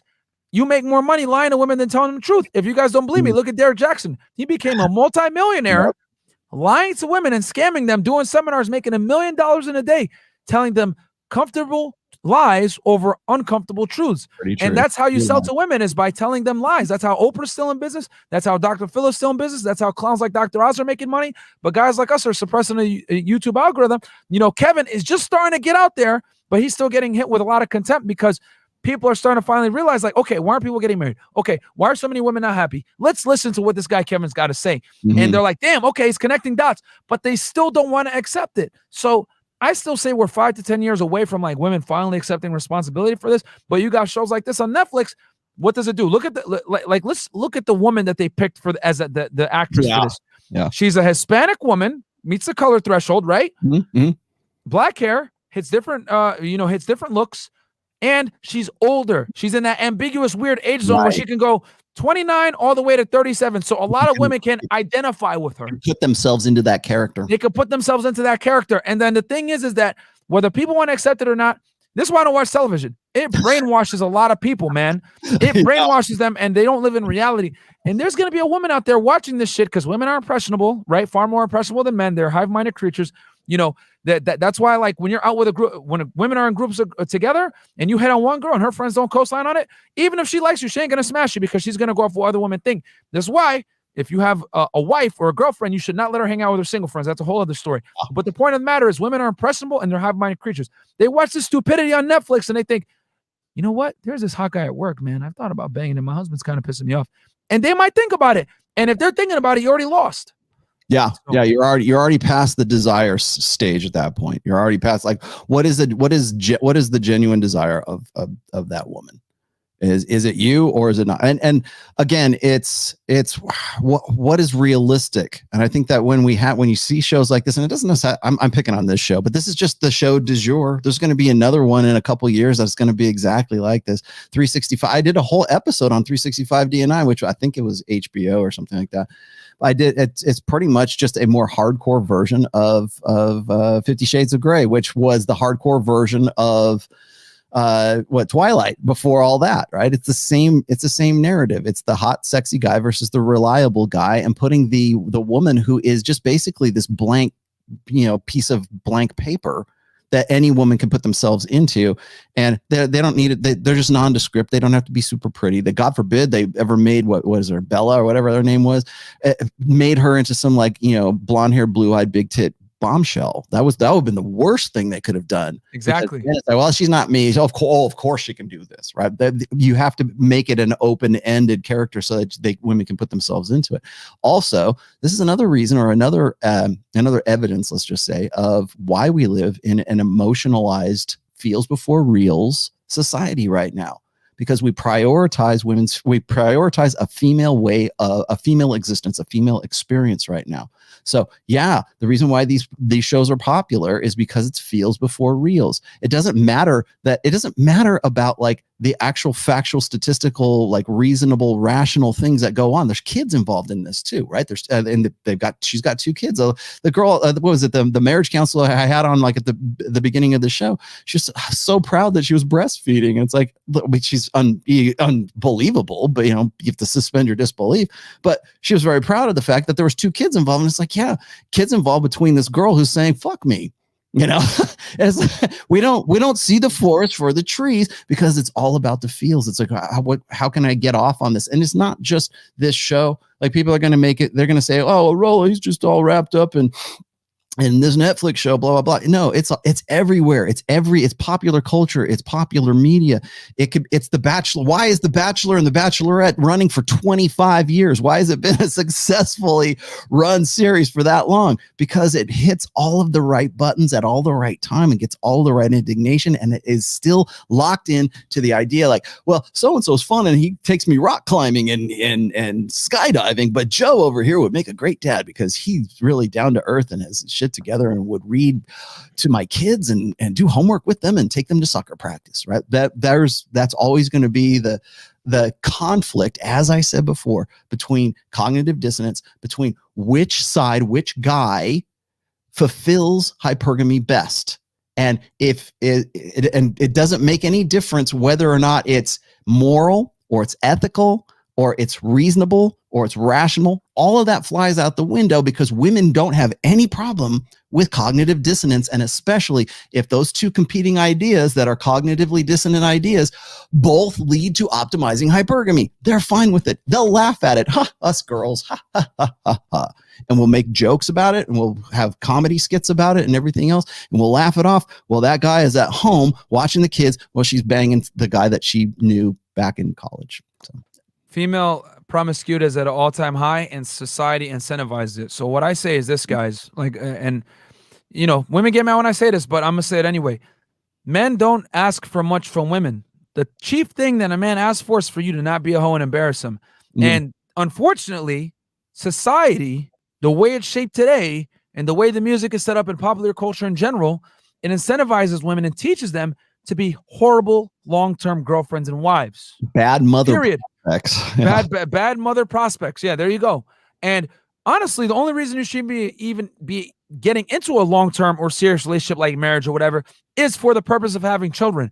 And I'll tell you guys this, fastest way to wreck a home is a woman being a hoe. That's the fastest way to wreck a home, period. So guys out there, if you live in the West, just know that this is the landscape. Your girl that you might want to be your girlfriend or wife or whatever, there's a lot of stuff that's indoctrinating her to be a horrible girlfriend or wife for a long-term relationship. So you got to navigate the world. You got to navigate the dating marketplace correctly. And just know that most women operate like this. I always say, assume that she belongs to the streets unless she proves to you otherwise. because if you operate that way, then she's going to have to perform. She's going to have to show that she's worthy of a relationship. Then you can go from there. But at least it puts you in a defensive position so that you know what you're getting into and you're not going to put her on a pedestal. A lot of guys, I always say, women look at men to disqualify men. Men look at women to qualify women. You got to look at it and you got to start dating women with the disqualifying lens on from a relationship. You can smash or whatever you want. But when it comes to relationship, you got to be even more discerning than they are, man, because a lot of these girls are not worthy of a relationship, bro. They want to have a hot girl summer, cool. You can have a fucking lonely girl winter too, bitch. So with that said, protect your assets, protect your money, protect your sanity. You know what I'm saying? Don't cohabitate with a girl. Don't get married. And if you do want to get married, you got to put that girl through the ringer, man. I got one last question for you. And because we brought up Kevin Samuels, and I also got a super chat here that just jumped by me real quick here. Sure. Do you think you will ever get married? Do you think you will ever have a or maybe not marriage? You think you will ever have a long-term relationship? Do you want to have a long-term relationship as Myron Gaines? What are you? The older I get, man, and the more I rise up the ranks from a financial standpoint, whatever, the more I'm realizing like it's extremely dangerous for me to do it. If I were to do it, well, one, it would be polygamous. Two, it would be to a girl from the Middle East, a Muslim girl. I'd probably have my parents set it up or something like that. And she'd have to speak Arabic, and we would have to raise our kids in a way that because I'm not religious myself, but I will become. I'm gonna become a better Muslim. But yeah, man, Islam. Real talk, man. Like Islam solves a lot of these issues, bro. It solves a lot of these problems, man. So. I'm not going to sit here and cap and say I'm the best Muslim. I've definitely made my mistakes. I've done stupid things I shouldn't have done. But, I'm smart enough to know that if I'm going to have a relationship and or a marriage with a woman and children, she's going to have to be Muslim. The kids are going to have to be Muslim. They're going to have to speak Arabic. And I might have to have her like in an Arab country. And I just go back and forth because I know that the West in general is poisonous to a long-term family and relationship of consequence. Because there's just too much crap out here that is just gonna fuck with the kids and everything like that. And I can put them in the UAE or Saudi Arabia or something like that would have a better environment for them to succeed, because it's just the family unit. Like men and families are not appreciated in the West. We have a society set up for people to not be in strong families. Those days are done after the 50s. And the older I get, the more money I make, the more I realize it's not a good bet for me to be in a monogamous relationship here with a westernized woman. I'm probably gonna have to go back to Middle East to do it. I'm still figuring it out, but See, the reason I ask is like I was saying before, like when I was listening to that one girl who was talking about, I want to be the CEO of my life. And I'm like, well, then why would you want to be in a long-term relationship at all, ever? Like, why would that even be like a goal for you? Whereas like, here's what I need from a guy who's going to be my long-term ideal. Now, the same thing I can ask to say somebody like Kevin Samuels, because Kevin Samuels, his entire show, his template, and I'm no hate, no nothing. I think he does good. He does the Lord's work. Okay. But at the end of the show, it seems to me like the goal is to get married, right? Well, if you ladies want to get married, then here's what you have to do. Guys, if you want to get married, you got to man up and do this, right? Everybody not living right. So here's how you live right. And so what's the goal of living right? Getting married. Well, if that's the goal, especially in the West, it's you're basically, you might be making better men and better women, but ultimately you're making them better for a flawed plan, for a flawed institution, for an unconscionable contract. And I was wondering, like, do you guys like when Fresh asks, like, the first damn question is always like, what are you looking for in a guy? What do you bring to the table, kind of thing? And it's like, what's the point? Like, if there's not going to be any like long-term relationship, or if it's not to get to something that's a little bit more lasting, where it's one man, one woman, and they form a family and you form a stronger country or a stronger tribe or a stronger religion or whatever else as a result of that, like, what's the freaking point? I just don't understand. Anyways, I mean, no, it's true. It's true, bro. It's true. It's just, I think if anything, what's the end state goal, right? Kevin, if anything, I think he's trying to give the women like a finish line, because I think what he's doing for them is he's giving them the correct finish line. A lot of women think the finish line is getting a career, and then the man should be there at the end of the career. And the thing is that a lot of women don't make. And Aaron talked about this. Shout out to Aaron Clare when we had the show. He asked the woman a bunch of critical questions about, where does finding a husband actually stack on your list of priorities? Right. And for many of the women, it was like fifth or sixth.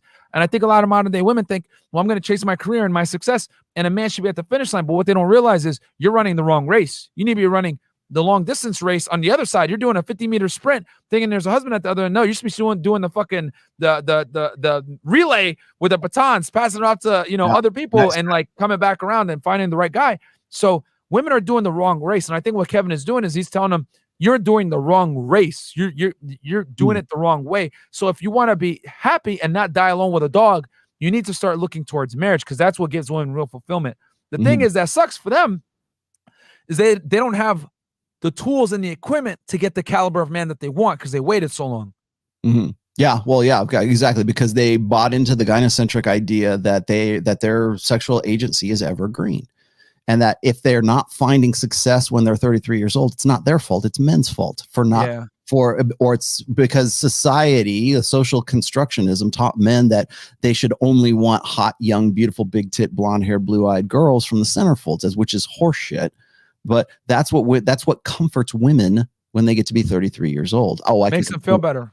You don't hear women complaining about where are all the nice guys when they're 23 years old. They complain about it when they're 33 years old. The number one thing that women do when they want to shame a guy is they'll say, "Oh, it happened to me the other day. I had a girl, I won't say exactly which one, but I had a girl that wanted we were supposed to hang out the week before. She's like, "Oh, I got to get home, whatever." I was like, "All right, whatever." She went home, and then the next week she came to hang out, and there were other girls here in the studio, and I said, "All right, well, I'll see you around." And she was mad that I didn't like hang out with her, and I went off with some other girl that was younger, more attractive, and she didn't like that.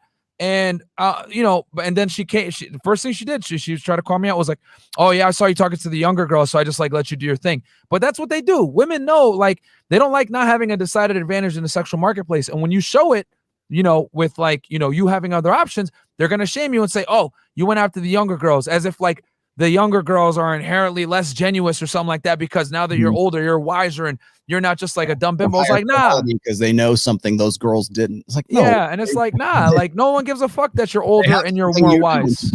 Which is like no one cares. Like that's the biggest lie to women is they think that their career or them making money like matters, man. Like no one, as a matter of fact, the higher the status the man and the more money he makes, the less he cares about your career, man. It's crazy how these women, like, they're so backwards. It's crazy.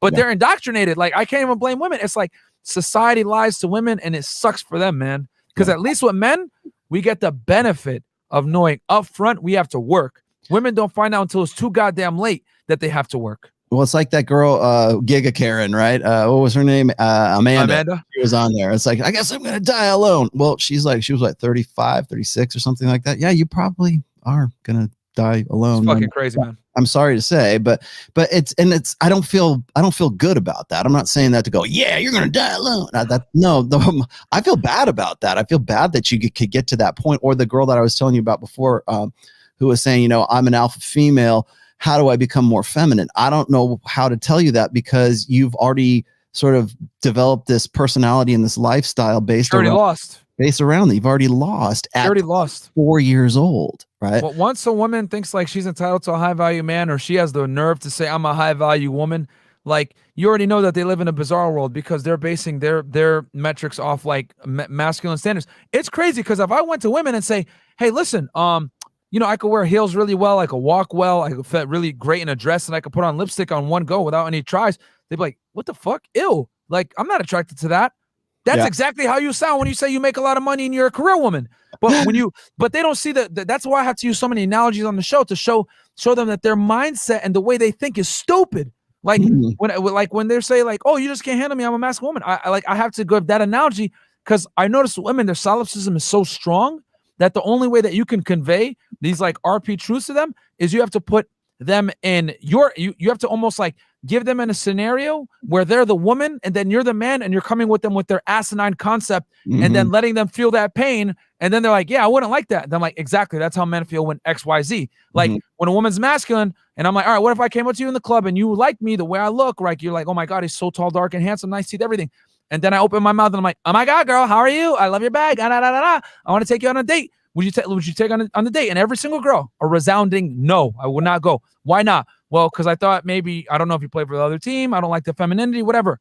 That's exactly how men feel when you talk like this and say, I got a career or whatever. And then it hits them. Then it's like that light bulb has switched in their head. They're like, and I'm like, that feeling of disgust when I open my mouth and sounded like a girl, that's how men feel when you talk to them like a guy, and that they don't get it until I give it to them like that, because they're so solipsistic they can't even see outside of their own fucking nose. So I have to put them in that position so that they can feel the pain on the male side.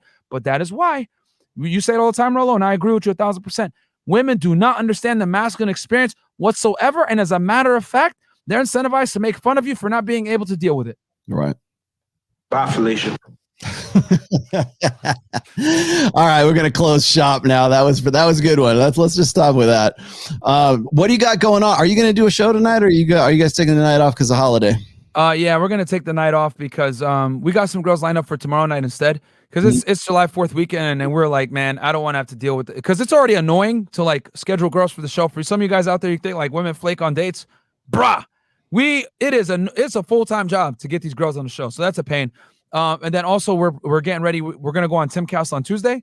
Oh. So don't worry, I'm gonna shout out the Rational Male. Yeah, don't worry. I got you. I got you, baby. I got you. No, you know, I'm like the. All right, I don't know why people don't show, like, people steal your concepts and they don't even give credit. At least I give credit. Yeah, I was gonna say, hey, that's good news. I'm glad you are. I'm glad you're going to do that. I got some good news too. I'm gonna go do a cameo appearance in a movie actually. Oh shit! On Friday. Yeah, so I'm. Or you can't share it yet.